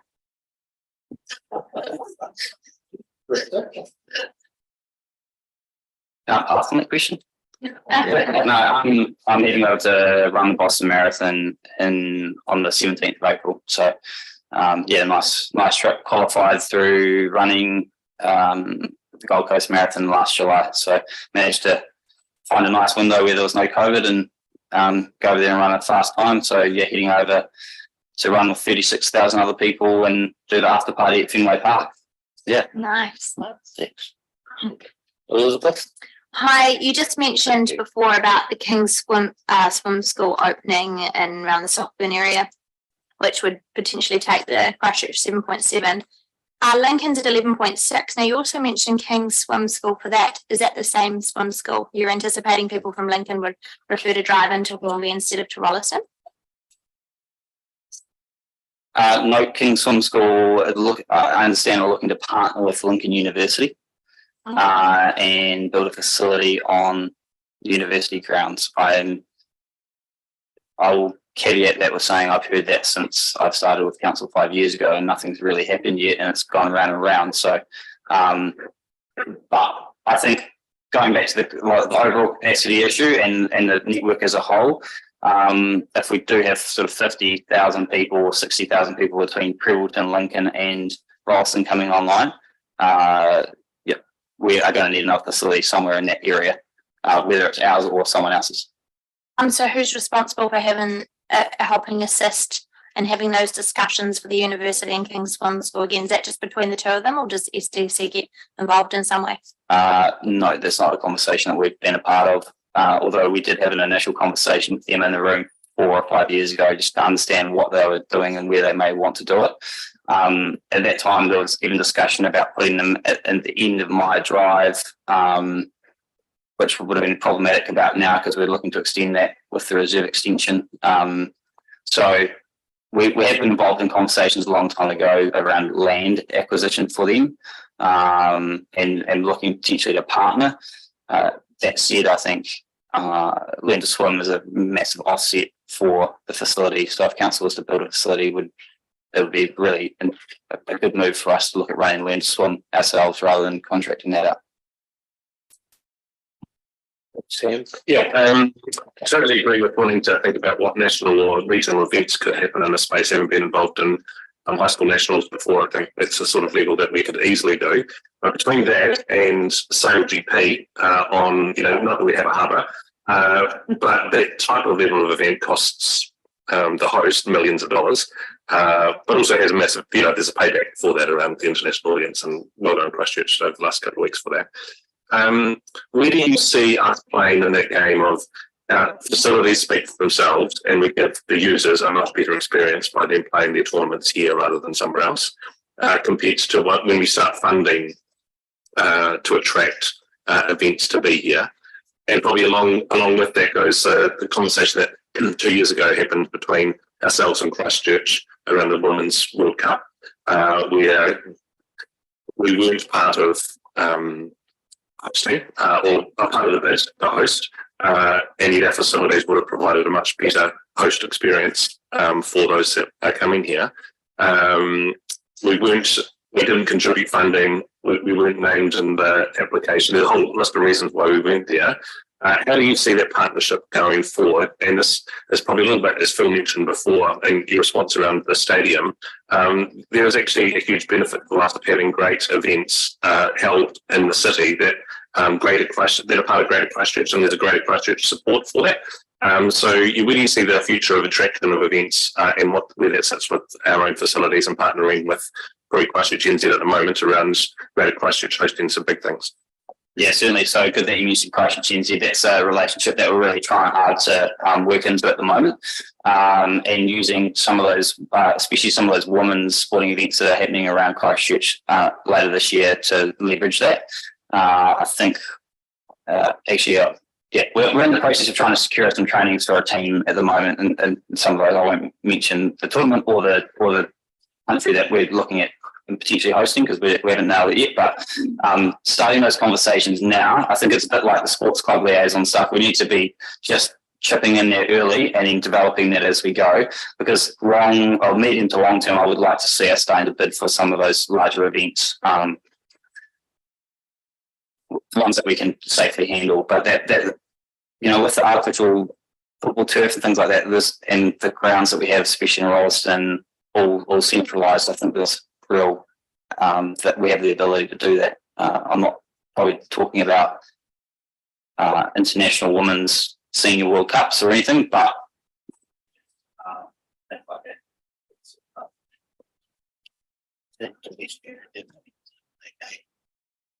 Thank you for that, James. And Sorry, I just wanted to add something.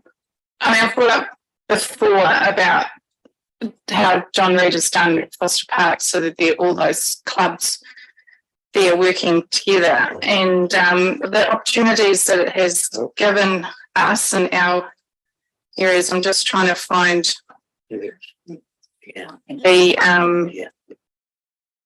email, because I've heard with Rolleston College are now hosting a pre-season tournament next week at Foster Park. So it'll be hockey as well as netball and basketball and football, and they had teams from Cashmere High, Lincoln High, Hillmorton High and Ashburton College will all be playing at Foster Park. So you can see the benefit of how that's being done just on even at the high school level.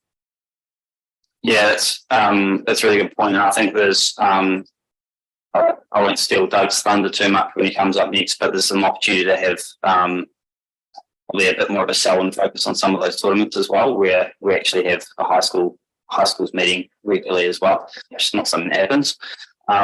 Interesting point that you make though around Foster Park in terms of the hub. There is quite a lot of pressure around around changing space, but just transport, parking, growing to a size where there potentially needs to be there's a discussion potentially around having another rugby club in Rolleston when the district park comes online because of the growth. So there's growth's a great thing, but it also does provide us with quite a few challenges and some stuff that we need to work through with RSOs and clubs around field allocation, not smashing the fields too much, and how we're going to sort of kind of just try and manage that in the next few years before the district park comes online as well, or the Lincoln Domain extension. So yeah, there are some challenges around having 50,000 people a month coming through the sports centre and 50,000 people a month coming through the aquatic centre and 50,000 people using the playground, and then all the sports activity happening on the park as well. It's there's potentially well over 1 million visits to that area a year. And we're doing pretty well to be able to handle it at the moment, but if that keeps going in the same direction, it's going to be quite a challenge. Okay. Thanks, James. Would someone like to move that we accept that report? Nicole and Stan, all those in favour? Okay, great, thank you. Just before we go on further, just Kelvin, if you could give an answer to my chairman's report on the, you're saying about the main sheets and the funding for the funds that we're using, just the future. Is there enough funding there to continue, and you think that is up to the right amount? I had suggested that Calvin could talk very much to the item around wanting to know who to go to for what. Yeah. In terms of the comment that was in the chairperson's report around funding, the intent is that annually we will provide a picture to the committee and about what the trends are, what the feedback is, what the level of demand is, and make some recommendations for that point in preparation for an annual or long-term plan. But Calvin, it was specifically around how do people know who to speak to and what's in place. Sure. There is ways of doing this through the Teams application, which you've got. So what I'll do is a small change period, which will allow you to know how to follow it, but it'll effectively provide you an organisational structure diagram, so you can click on an individual that will show who reports to who and all the contact details. Thank you. If I could ask the Selwyn Sports Trust to move to the front, please, Doug, that would be great. Do you want the others to go with you? Okay. And by way of introduction, Selwyn Sports Trust is currently funded as one of the strategic partners in funding, and that gets considered directly by council in a 3-year yearly cycle. And there is an opportunity over that intervening period for each of those strategic partners to come and speak directly to council about what they are doing with the council investment in particular. Thank you.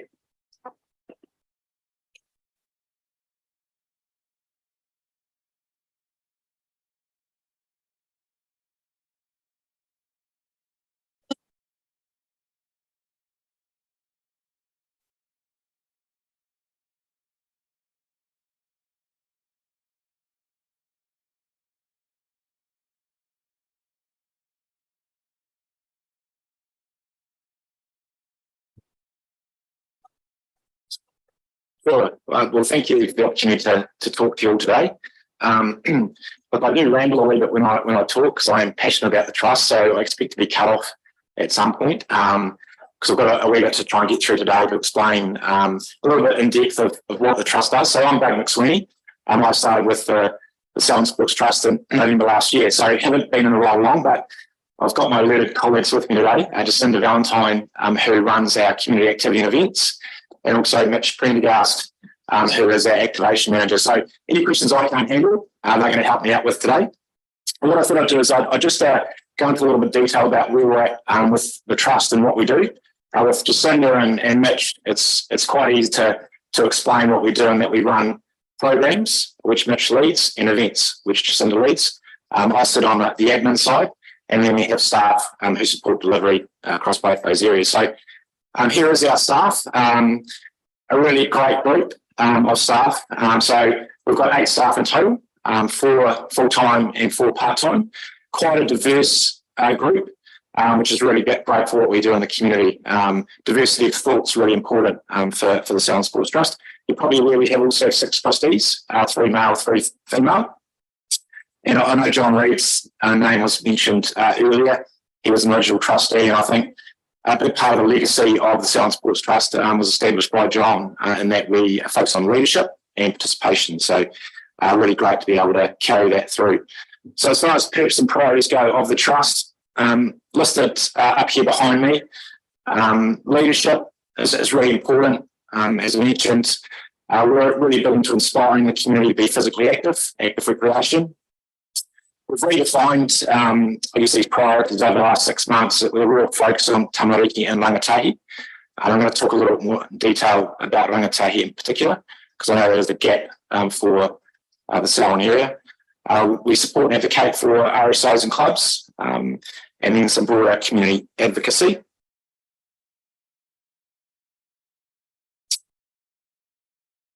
So for us, as a trust, we ensure that we are delivering best practice. So partnerships with Sport Canterbury and Sport NZ. So it's really important then that when we are out in the community delivering programs and events, they are backed up by thorough research. And saying that, though, we do ensure that we are delivering programs and events that are fit for purpose for Selwyn.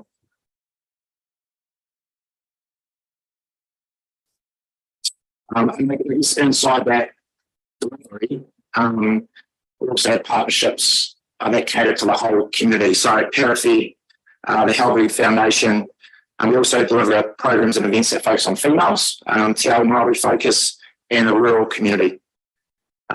So underpinning everything we do is this concept of whakatipu kahotu and leadership and growth. So as mentioned, Selwyn District Council is a strategic partner of the Selwyn Sports Trust, giving us $35,000 a year in funding. So that's a 3-year partnership, and we're currently in the 2nd year of the partnership.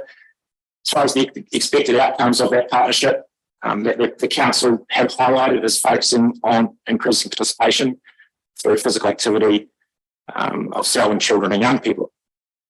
We've got a great relationship with the Selwyn District Council, James and his team, Kelsey, Mike Patterson, through our iBike program. So really, really strong and functional relationship, and working really well from our point of view.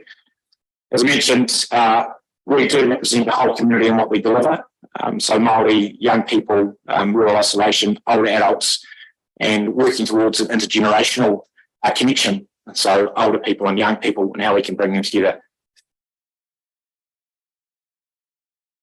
So this is, I guess, a really simple way to explain what we do and how we do it. So through programs and events, which I've mentioned, as you can see along the bottom, next page, and then at the left-hand axis, as I look at it, programs, events, and connection are the title. So we've got a real focus in primary schools. Mitch, who delivers our activator program, has just done a review of the program and set the vision for this year. So I'm going to leave, I've got a couple of hard copies, but I've got some soft copies of that I'll send through, so you can have a read through that. Amazing program. I think as far as leading in the community, that's a real shining light for the trust. I look at what Sport Canterbury do in that primary school space, and I think we're on par, if not better, in that space and delivering into primary schools and what Mitch is leading. In that primary school space, we also deliver iBike, which is the bike education program. So Jacinda led the establishment of that program last year, which was fantastic, and it's gone from strength to strength. And we have Councillor Miller joining us tomorrow for the official launch of that program at Southbridge Primary. So that program is only going to grow. We're grade 1 currently and looking to develop grade 2, which is outside the school gate and on the road. So I guess looking at that intergenerational connection and how you can build community, when you look up behind you there, the opportunity to potentially stand up an e-bike program for older people, older adults, grandparents say. So you've got grandparents on e-bikes, and I guess they're whistling around the community, and in some ways in a safe or sometimes unsafe way. As the ACC have recently put out some stats on that. So we're not there yet, but the opportunity to stand up a program there which would support those older adults to be safer on bikes, to bring a community together of older adults. And then when you reach back into the iBike program with primary school children in those tamariki, you can create an opportunity to connect intergenerationally. So it might be grandparents biking to school with their grandkids on a day. So it's those type of things that for the Southern Sports Trust, when you look at the programs we deliver, the events we deliver, and the other connections, you ultimately can create a pathway for the community to be active for life. So whether you're 5 or you're 105, hopefully we provide the opportunity for the community to be active.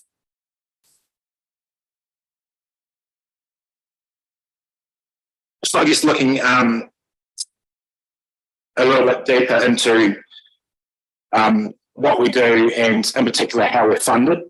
So our funding to drive our programs costs around $650,000 a year. And I guess the work we've done over the last 3 or 4 months from the start of this year was to really grow our capability. So we've gone from 4 staff to 8, and that comes at a cost. So that overall cost is around $650,000. We have 4 partners, 4 income streams that drive that revenue. Our strategic partners, the Southern District Council being at one, at that $35,000 amount. We have events we run, and they tend to be more in out, break even. We receive grants from gaming trusts, and we receive sponsorship and donation. So I guess for us and what we do in the community, income and how we drive that is really important. But where we are hoping to head to is to be able to grow that capability. So with that comes the need for more funding. I think when you look at the programs that we do deliver, so I've gone into a bit of detail here. So I'll go through this quickly around our programs and our events, and then just touch a little bit more on that rangatahi space, which is a gap we've identified, and we're hoping to build some capability and capacity to deliver into. So when you look at our programs, our activated program, as Mitch mentioned, Mitch delivers. So 26 investor schools delivering into around 7,500 tamariki each year. So the program, very comprehensive in what Mitch delivers, from scoping what each school needs in their physical activity space, to supporting the staff and tamariki to deliver and lead inside the school gate. So that program leads into other things that we deliver, events, cluster type events. We had one at Foster Park on Monday. We had around 800 tamariki attend. So a cluster of schools came in essentially to be physically active on a rotational basis and learn the fundamentals of how to be active in a group setting. So I guess within that program, there are a whole lot of cluster events that we deliver in and around the whole Southern community, brings schools together and groups together to be active as a community. The iBike program, as mentioned, established last year and growing, I guess, term by term in the bookings we have with schools, an opportunity to take that to grade 2 towards the end of this year and beyond. Delivering a coaching pilot at the moment at Ellesmere College. So that's around 25 rangatahi and supporting the school to create coaching opportunities for those leaders.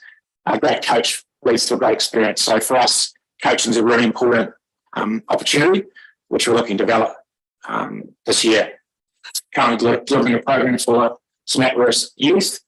So that's quite specialised in a partnership with Sport Canterbury, but it's creating us a great opportunity for us around capability to deliver into that rangatahi space.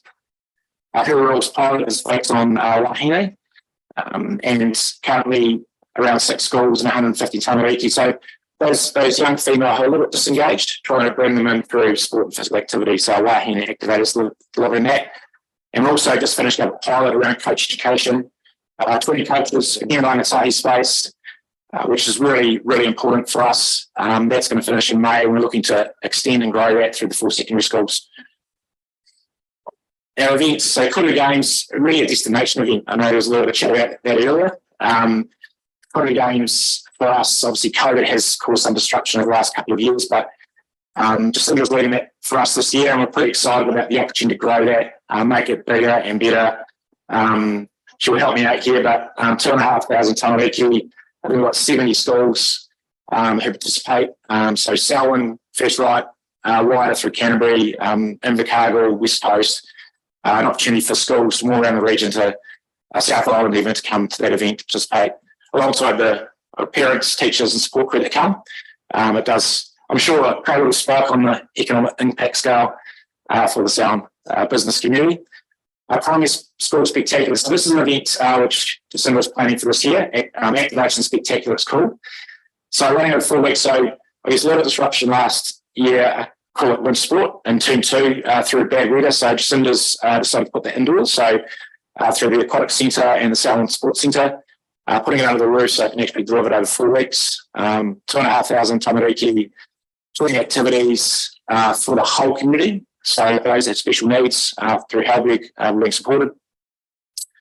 The challenge we have around this type of thing is the cost. So for us, that's going to cost about 25,000 to deliver under the roof at both those facilities. So then when you go back and look at our budget and our revenue, for us, I guess the strategic support is hugely valued by us as a trust.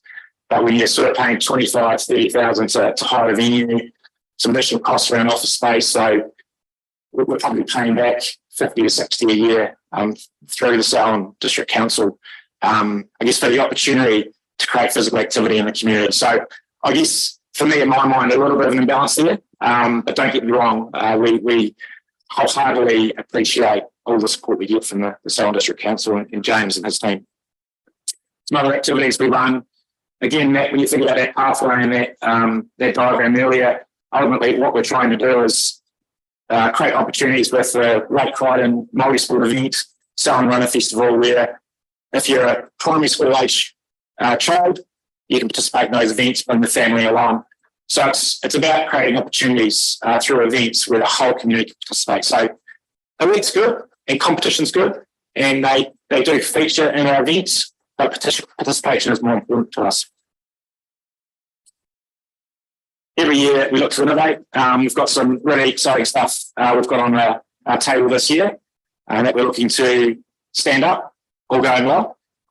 So really quickly, I'll breeze through this, but currently I've got a lot of red wheel here on these slides. So it's I guess in my mind an intent to try and get really active in the rangatahi space, particularly working with the 4 Selwyn secondary schools. So red wheel is I guess for me around mindset, but still working through, I guess, what this looks like. So start some conversations with 4 secondary schools. We've currently got a strategic document on paper, which we're going to revisit with the secondary schools over the coming weeks and connect with some really key stakeholders to see if we can do more in that rangatahi space. So I think for me, we see a real gap and a real opportunity for rangatahi. So what we're just knocking it out of the park with this program. Can't talk more about this and how well he does and how well he reviews it, along with Jacinda and all the events we do in that primary school space. Unreal. I think there's a real gap in our pathway around rangatahi. So if we can build a framework around those secondary schools, and when you put an arrow like that and you've got 5 to 18-year-olds all engaged in physical activity, getting excited about coaching and leadership, then we've got an opportunity to put them on this pathway for life. You know, if they stay in Selwyn, great. If they leave and come back, even better. So that's the opportunity I think we're looking to create this year. And this is what it looks like. So Coaching for Success as a pilot we're running, finished in May, was with 20 coaches. Jimmy Sinclair led it. Fantastic feedback on that program. What we're intending to do is try and deliver that program in the 4 secondary schools. So 20-odd coaches in each secondary school, might be a parent, might be a teacher, might be a year 13 student.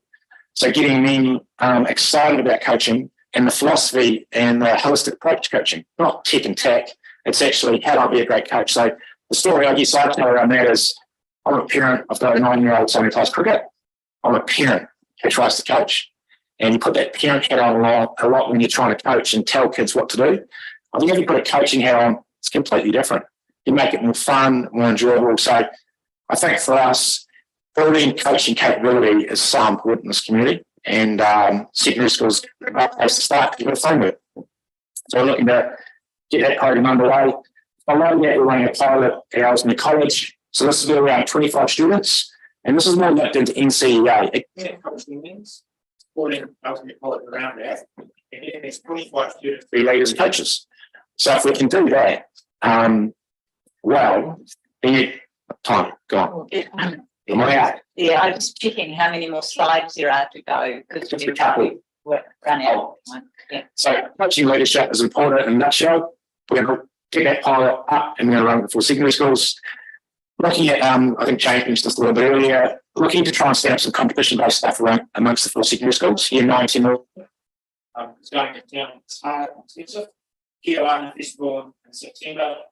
So that's, I guess, that's your Māori lens, connecting to Tamutu, and building some connection in the sport, which is more participation and participation events for us. So supporting some of the secondary schools with what they do and how they do it, take a bit of pressure off and give them some expertise in that space.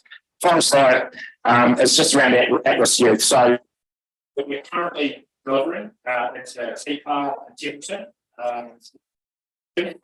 And we're currently working with local training to see if we can potentially do something in the local community in that program in term 2 around that youth who are a little bit distracted, I guess. That's it. Thank you for that. Are there any questions? Sam? Yeah, thank you very much for the presentation and love sports and sports activity and involvement in things. So really appreciate the work that you do. My question's around the difference between what you provide and what sports club across the district provide, which for many of them is intergenerational, involves events, has programs that are ongoing, is involved in schools. And so how is what we provide to you different than all the things we don't provide the clubs? That 35,000 is quite special. So could you just tell us a little bit more about what you do differently than, say, some of the other clubs that we don't provide any funding for? Yeah, I guess we provide the opportunity to be on that pathways. So we like to start. So we build confidence and self-esteem and capability for those young people to go, hey, I quite like physical activity. And then I guess with what Mitch does, I'll talk specifically about primary schools. So what Mitch does with the primary schools is he starts, I guess, a scoping conversation with the primary schools that are invested with us to say, what are your objectives for the year and how can we support that delivery? And primary schools may identify traditional and non-traditional sports and say, look, is there an opportunity to bring those sports into our school environment? So we're a connector.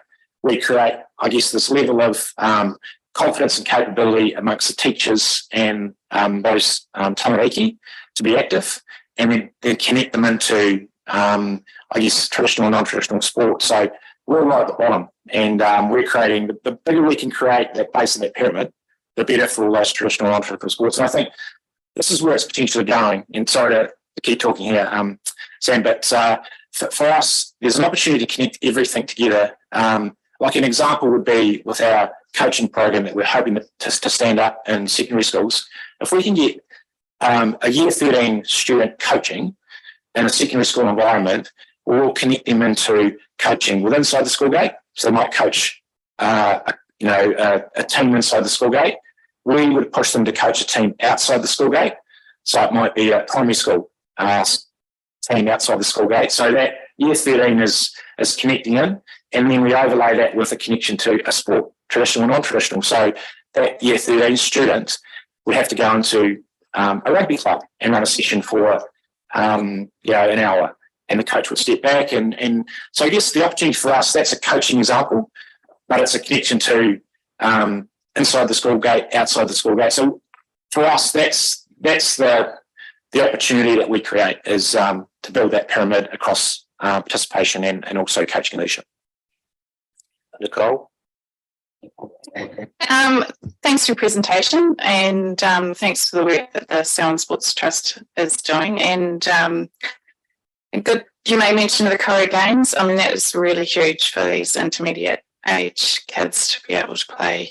And I've had kids playing in it, and I've seen the amount of kids that are coming and playing, and it's actually very to get in, you have to be quick to get your teams in and stuff. It's that popular to try and get in. But just generally in your work, so your funding.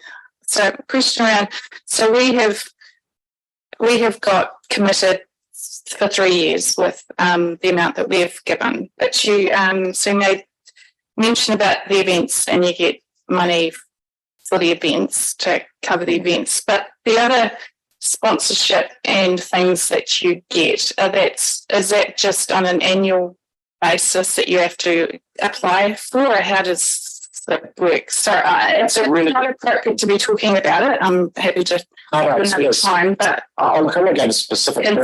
Those publics we're talking about. It's a really good question, and I mean I'm new to the active, I guess, recreation sector, and I think for us as an organisation, we're very hand to mouth. We appreciate that the council have committed to 3 years. It's really helpful. What we find is with our funders is annual, and sometimes less than annual, and that with some gaming grants you've got to spend the money within 3 months. So that creates challenges for us. So I guess part of my role with the trust is to try and build a sponsorship model over multiple years through commercial partners. Okay. So we can rely less on the hand-to-mouth funding. But I guess in addition to that, and one thing I'm having conversations with Sport NZ with, sort of on a committee there with them, and I guess I've called out with Sport Canterbury is we have to, again, go to these funders like Te Manawa and justify everything we do. It almost feels without trust. And I know this is a public meeting. So, I mean, I say that because I think it is acknowledged that funding is based on putting an application in, doing the work, and then writing a report. I think where we'd like to get to is we do all the scratch stuff. We do it based on best practice and what we know about the local community. So just trust us to do it and fund us if it's me and your objectives as a funder. So another piece of work we've started is with Lincoln University. It's only early days, but trying to get a piece of research done over 3 years, which actually shows the impact we're having in the Salon community. So that's kind of where I need to get to, I guess, to go to a funder and say, well, here's some research that says what we do.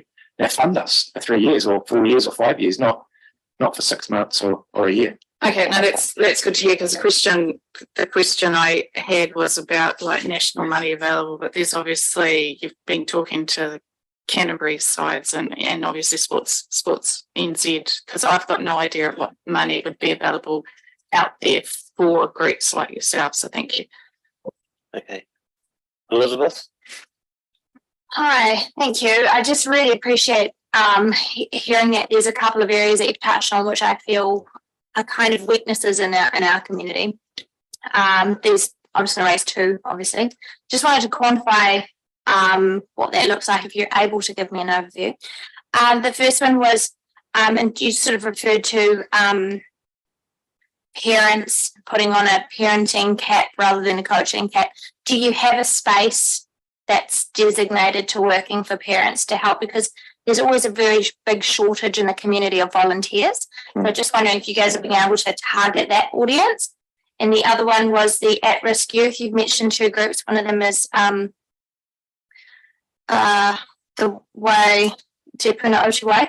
And just wanted to know if you were able to give me any sort of indication of what that looks like, that you're working with them, because I know that these people really massively benefit from those opportunities. Yes. To answer the first question, I think the comment was probably a personal comment around, I guess, the hat I wear as a parent. I think for us, we haven't really developed our capability in the coaching space, I think is the first thing.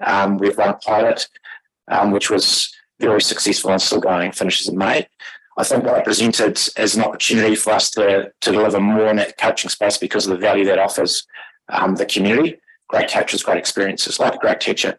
So I think for us, nothing specific for parents yet. I guess when we look at what we do and how we do it, putting it into a framework like a school is a good starting point.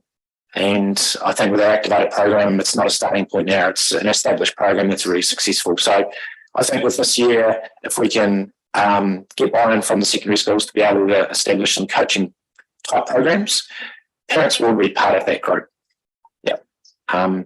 So I think that's hopefully where we will head. But there is opportunity within that to run period specific coaching at some stage. So to answer your second question, I guess the work we were doing at TPAR in Templeton was alongside Sport Canterbury, and it was delivering physical activity through Kialahi sessions for that small group there. So we're just working with Sport Canterbury and Unbreakable Training as to what that looks like for the rest of the year. Yes. Doug, just following up on Councillor Reid's comment around the model of funding, I guess I just want to let Councillor Reid know that the way we are moving our fundings, particularly in that space, is about focusing on the outcomes we want to achieve, not how they're going to be achieved. So our focus is on increasing the participation of young people and children, as opposed to how much, when, what, and how often, so that we recognise the expertise in those that we are funding. It is interesting though, and I think I share some of the comments that Doug was making about some of the kind of history, because often the requests we get for funding are to actually fund inputs. So we'd like you to definitely pay for the staff member. And so there's quite a learning that needs to occur to say, we're not so interested in how you do it. We just want to focus from our point of view strategically on what it is that you're going to achieve. And so there's learning on both sides in terms of this conversation around what future funding partnerships kind of looks like.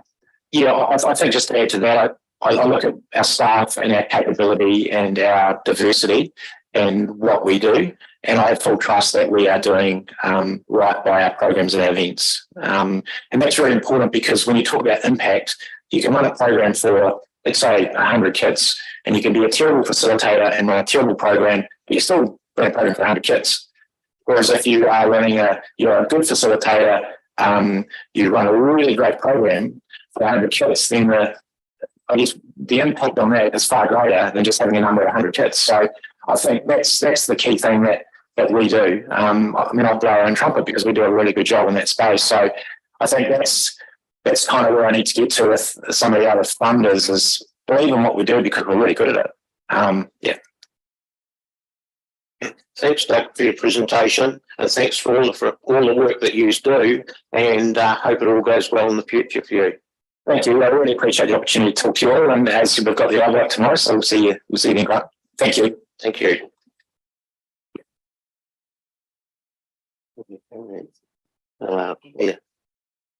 Claire, could you come up please for the economic action plan?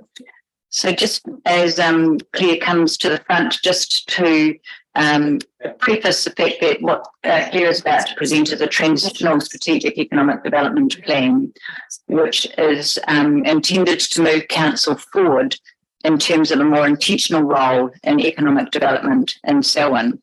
At this time, however, we are balancing the need to get some stuff done with the fact that the future Selwyn direction setting will give us some much clearer guidance in the future.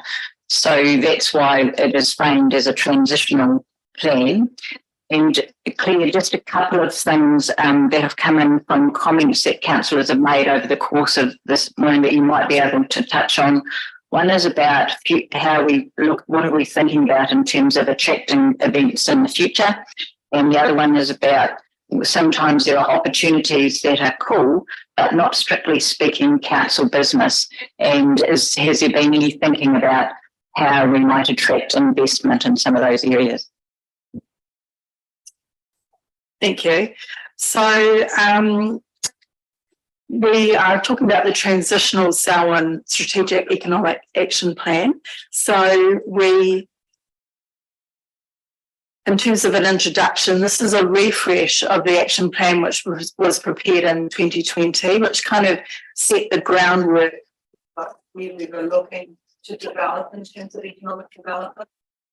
So this refresh included a lot of interviews with a wide range of staff from across the organisation, and that informed the plan. So we're really looking for a cross-council approach to economic development.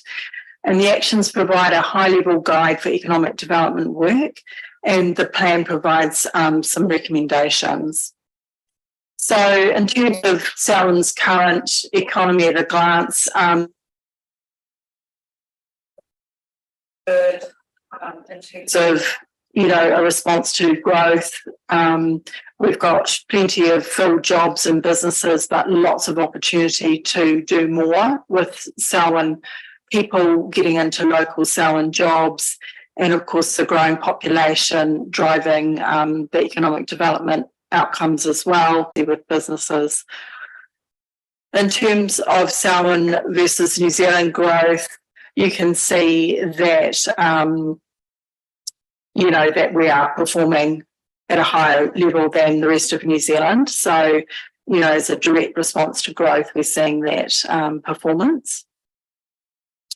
The population growth itself, we can see that 81% is internal migration. So that's people coming mainly from Auckland and Christchurch. So we're seeing more people coming from the North Island as well, and international migration, and the natural increase at 16%. In terms of Selwyn's population demographic, the one to highlight really is this one that we all are aware of around the characteristic of the younger population. So that provides us with a lot of opportunity to tap into that for getting local jobs for local people in growth industries. And I did want to mention, I forgot a bit earlier, with these main markers of economic development are what we will be measuring. So we'll be looking for these population and bigger ecosystem economic development outcomes to be the measure for our success in the plan.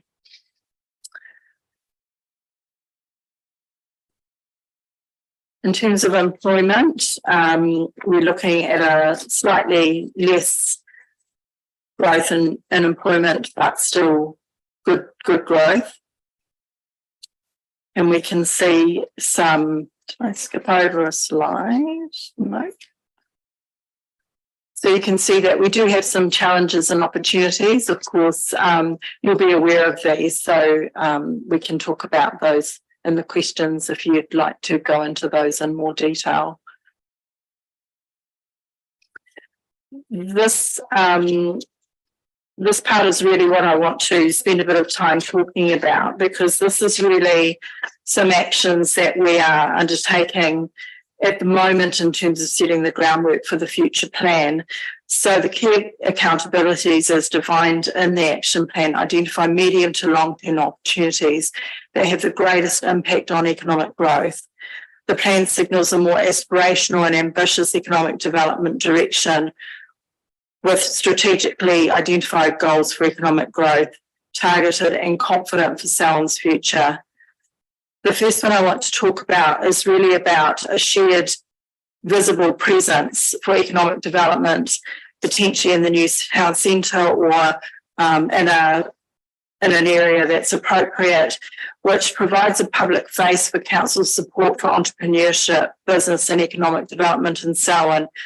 By establishing a shared workspace, it's more than that. It is about providing not just a co-working space for people, but encouraging business networks and collaboration. And it provides a base for network events. As you'll be aware, we do throughout the year provide a lot of events that are directed at building capability in business and NGOs and the whole community. And by having a sort of anchor point for those, it really positions us as being a key support for community and economic development. And obviously a shared workspace does provide a catalyst for businesses to grow, and it provides a hybrid to having a split economic development approach to supporting our businesses. So you'll know about successful models of this around New Zealand, and including places like Epic and Christchurch, and obviously something on a much smaller scale, but with the same sort of momentum and enthusiasm and energy that those creative people coming together to work creates in the economy. The second thing I wanted to talk about is working intentionally with identified sectors. So this includes agriculture, agri-tech, transport, distribution, and high-value manufacturing. So we are working closely with the Regional Skills Leadership Group to identify those opportunities, ensuring that Selwyn's an easy place to do business and that enterprises can adapt to changes in their environment, making sure workforce gaps are addressed while celebrating success. Connecting ideas and fostering innovation are also really important. So we're looking at bridging the gap between the increasing urban workforce supply and the rural employment demand. So that's a really big opportunity space for us. And this includes in the whole area of working more intentionally with identified sectors, means that we can continue to grow strong sectors, but also attract new business and growth in growth industries. Working with leaders in industries that are identified as a priority in the future future Selwyn work, and through a wider conversation about vision and mandate with communities and business and other stakeholders. We are then talking about celebrating business success across Selwyn. So this is around things like the Selwyn Awards. So you'll know that applications are now open and closing on the 31st of May. And this provides a really great opportunity for us to do storytelling and communicate why Selwyn is the best place to do business in New Zealand in terms of environmental resilience and reliability in the face of changing environment and supply chain challenges. So in terms of identifying business conditions, twice a year we do the business survey, which has growing participation. And this we respond to this with opportunities throughout the year to really address the things that the business survey are telling us are weaknesses and opportunities in the business sector. So we do things around providing support for employment. We might have things around tax advice, a speaker series identified around encouraging people with marketing and how to get online and how to improve your performance in terms of supply chain reliability and being able to reach out and collaborate with other businesses and all of those sorts of opportunities.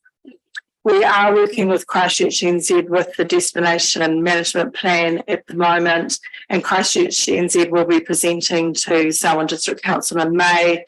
We continue to deliver over and above our work with Christchurch NZ on local campaigns, marketing, sector and operator activities.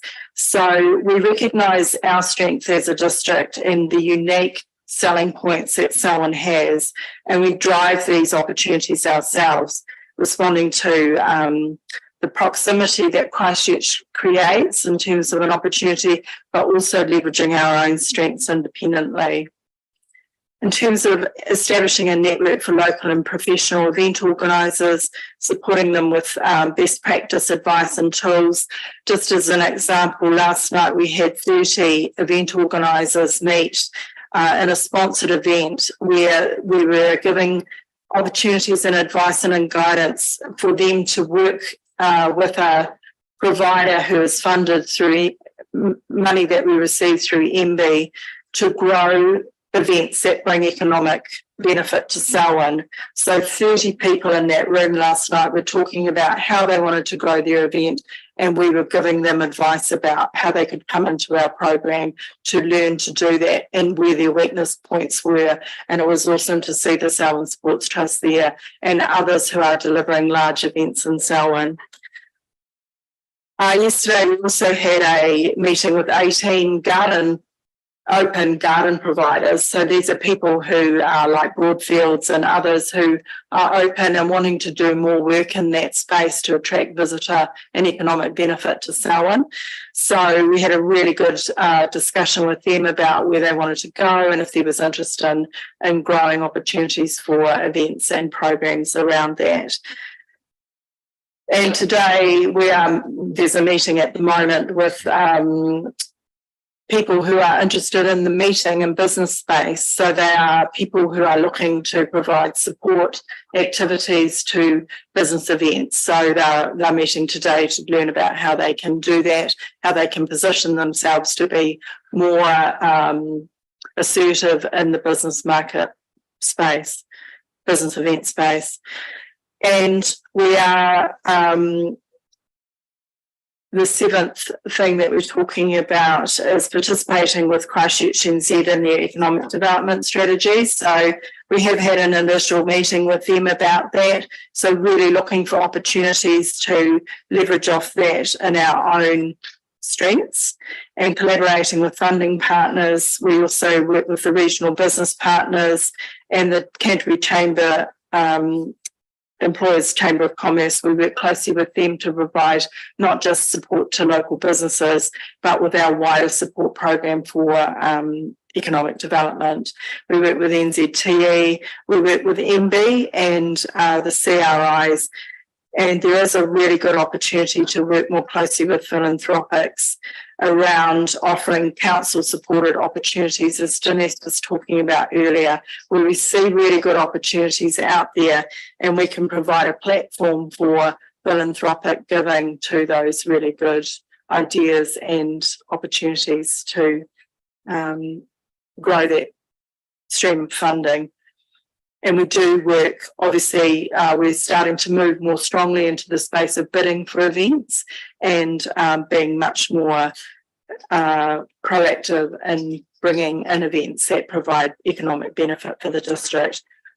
And in addition to this, we continue to grow our sponsorship opportunities and build the collaboration and relationships between businesses. So a couple of weeks ago, we had a meeting of the new Tennyson Street tenants and really just talking to them about what they're hoping to see, how they can collaborate together, do they see any opportunities to share staff, or, you know, even just really simple things like if they know that they've got staff leaving late at night, they know who they are and they can look out for each other, and creating more of a neighbourhood for those spaces and encouraging business associations to grow and new ones to establish. So that was what I was wanting to talk about really quickly, but obviously there's a lot more in the plan and there's a lot more that we can do to really sort of set a groundwork and do some really solid things to grow our economic development ambitions. Sam, you finished? You finished, Claire? Yes. Yeah, Sam. Great, thanks for the presentation. Particularly around jobs and thinking about business attraction for the district. I'm just wondering what it's not a space that we've traditionally been in. We've sort of provided land, and iZone had a competitive advantage around price and a new opportunity for Greater Christchurch. Is there any work that you are considering and what we might do to attract businesses and incentives to ensure that companies come, they bring with them the job opportunities that provides?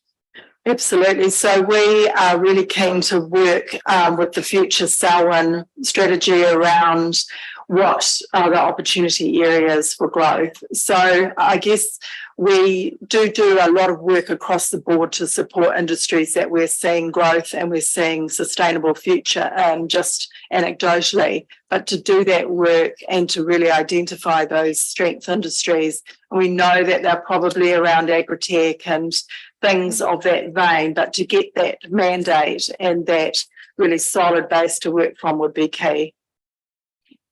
Because what some councils provide is rates, sort of lower rating, maybe for particular amounts of time, maybe it's development contribution, discounts. Are there any financial levers that you're suggesting we should be using here, or are you happy that the current proposal that someone offers is enough to continue to see the growth, particularly just in the job creation space?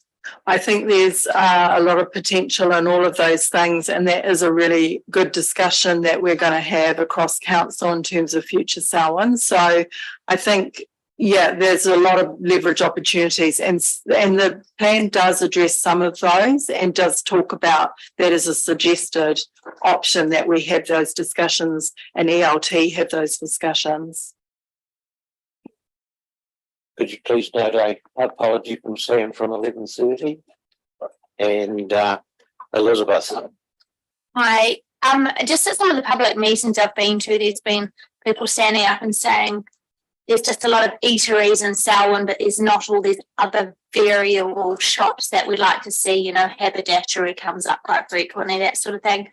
So I know that's not the space we normally go in, but it looks like that you're sort of extending into those networks. Is there an opportunity to engage and sort of be a little bit proactive in that area of getting a wide range here? Absolutely. I guess some of the things that we do when we talk about encouraging visitors to come and spend in Selwyn, we did run a campaign last year around vintage shops, and it was the highest hits that we had, people looking for alternate sort of shopping for sustainable reasons and other reasons. So there are lots of opportunities to extend into other businesses, and we're really interested in promoting the strengths of the townships, that they do have some really unique offerings. So we do look at telling stories around those and pushing those out. So we would be really grateful if people were able to also push out those stories and tell us when you meet really amazing business owners who would like to tell their story. Sophie? Yeah, apologies if I missed it. It's not on the sheet there. Are you working at all with the high schools as well? Because Rolleston College has an event next Monday around partnering with business and tertiary providers to try and help identify more about, you know, how can we angle older learners towards, you know, the actual development of the area. And the only other comment is it's interesting that we get sometimes get comments that things like Heartlands aren't quite within our area, and that perhaps MSD should be doing more. This is kind of not in our area either, but that doesn't mean that we can sit and wait for MV to do it. Thank you. So we do work with the high school careers advisors, mainly around employment. So we're mainly interested from the aspect of young people who are looking to leave school, getting them into really meaningful and supported employment. So we had a job fair on Monday, and I'm yet to get the numbers through, but apparently it was, you know, there were several hundred young people through that event, where we partner with Connected and MSD because they are really the experts in that space of providing, you know, the conduit between employers and employees. So we do get in behind those events, and we did provide quite a bit of support for that event, and connecting them with careers advisors and connecting ourselves with careers advisors. But there is there's a myriad of opportunity if we had, more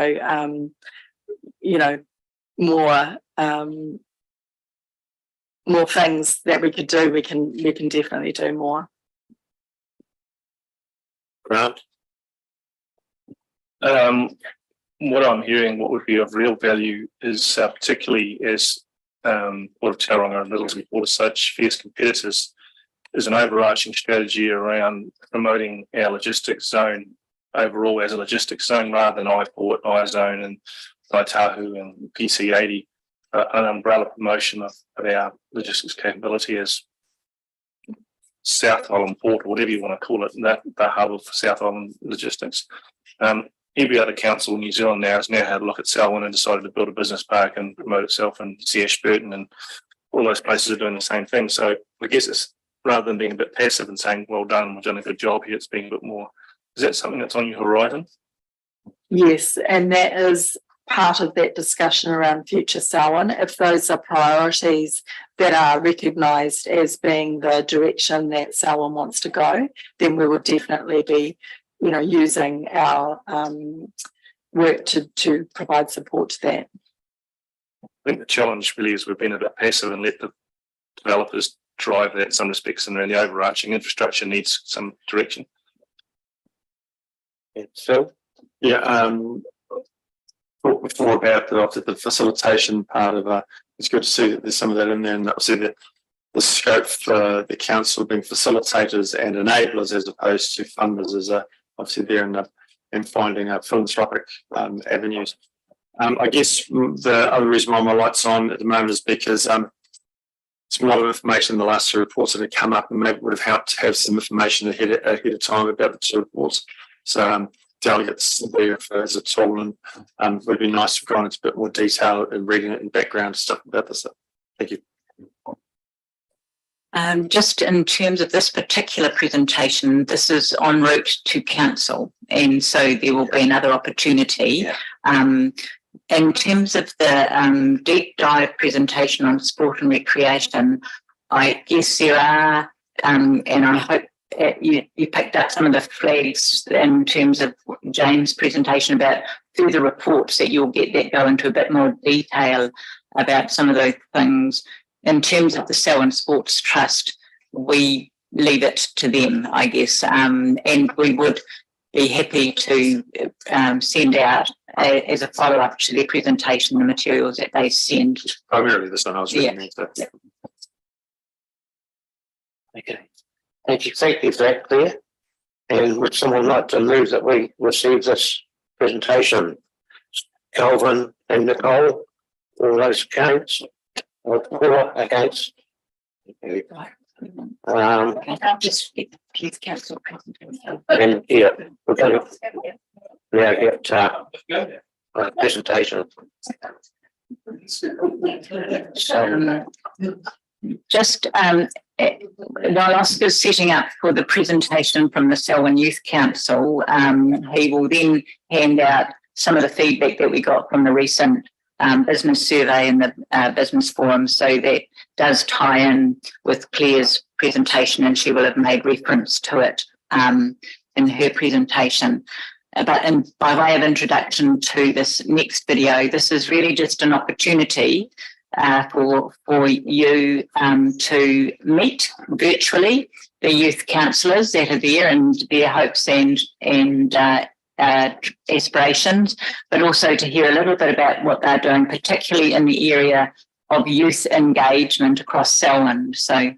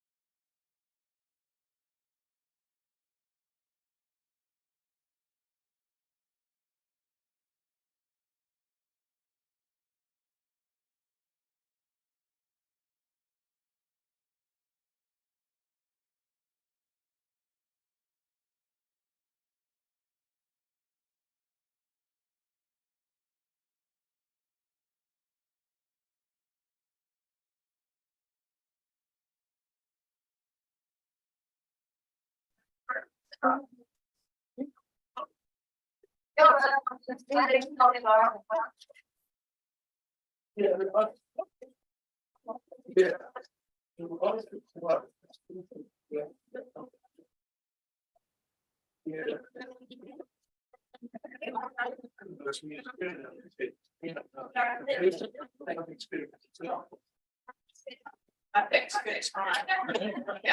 I know. Other people, if they have to do it, no such stuff.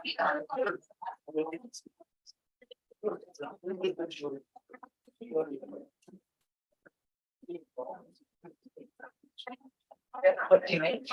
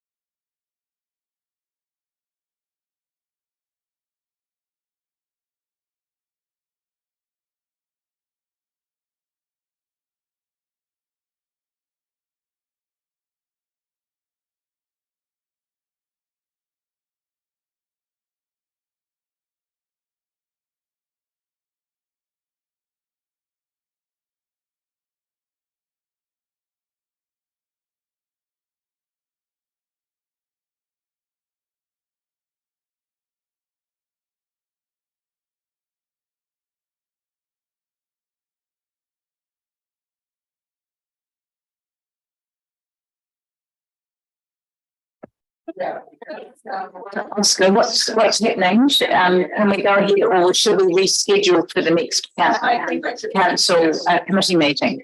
Yeah, the other one would be playing it again this afternoon at the event that they're coming to.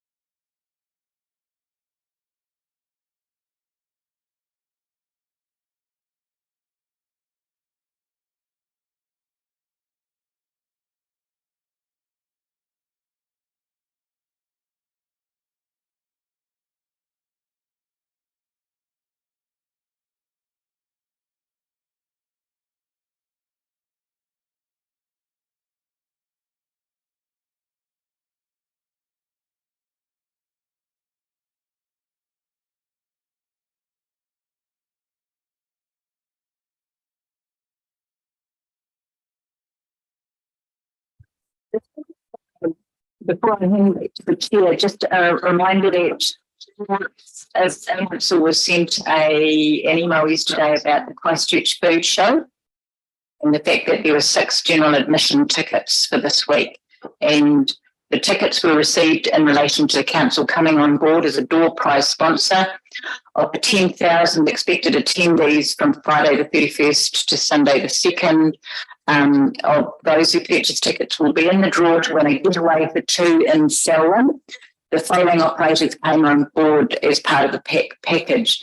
Buy your tickets online, register, and you could win a Selwyn getaway for 2 nights accommodation at Fable Terrace Downs Resort, a hot air balloon ride with Ballooning Canterbury, a winery lunch and tasting at Melton Estate, a Kenyan safari jet boat package with gourmet burger lunch at Alpine Jet Thrills. So this arrangement has enabled council to have significant marketing benefits and encourage visitation to the region.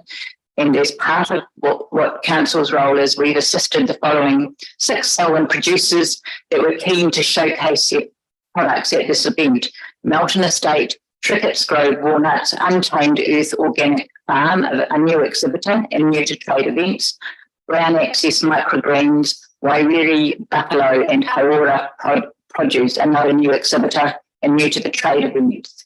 So councillors were sent an email yesterday and invited to indicate if they would like to pick up a general admission ticket, and it's a first in, first served basis. So I encourage you to go and to see how Selwyn Council is being presented through the food show.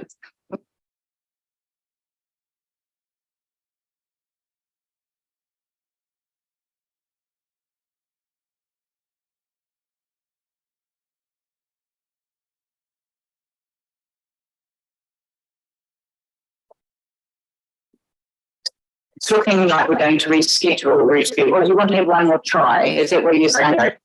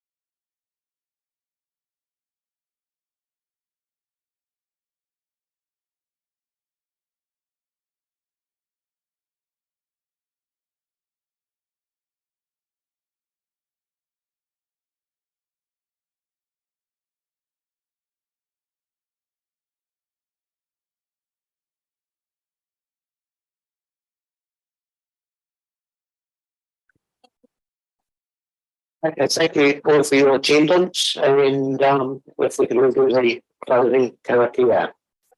What's, sorry, yes, right. Just a reminder to councillors that the youth councillors are going to be here about 4:30 this afternoon after the transport and infrastructure meeting. And it'd be really good. One of the top things they asked was to meet adult councillors. So if you could make sure that you don't just hurry off whenever the meeting finishes, that would be fantastic. Thank you.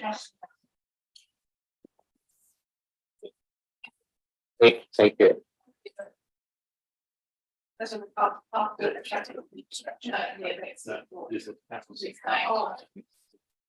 Okay. Ready for karakia? Una here, te po, kia wātia, ai kua wātia. Thank you.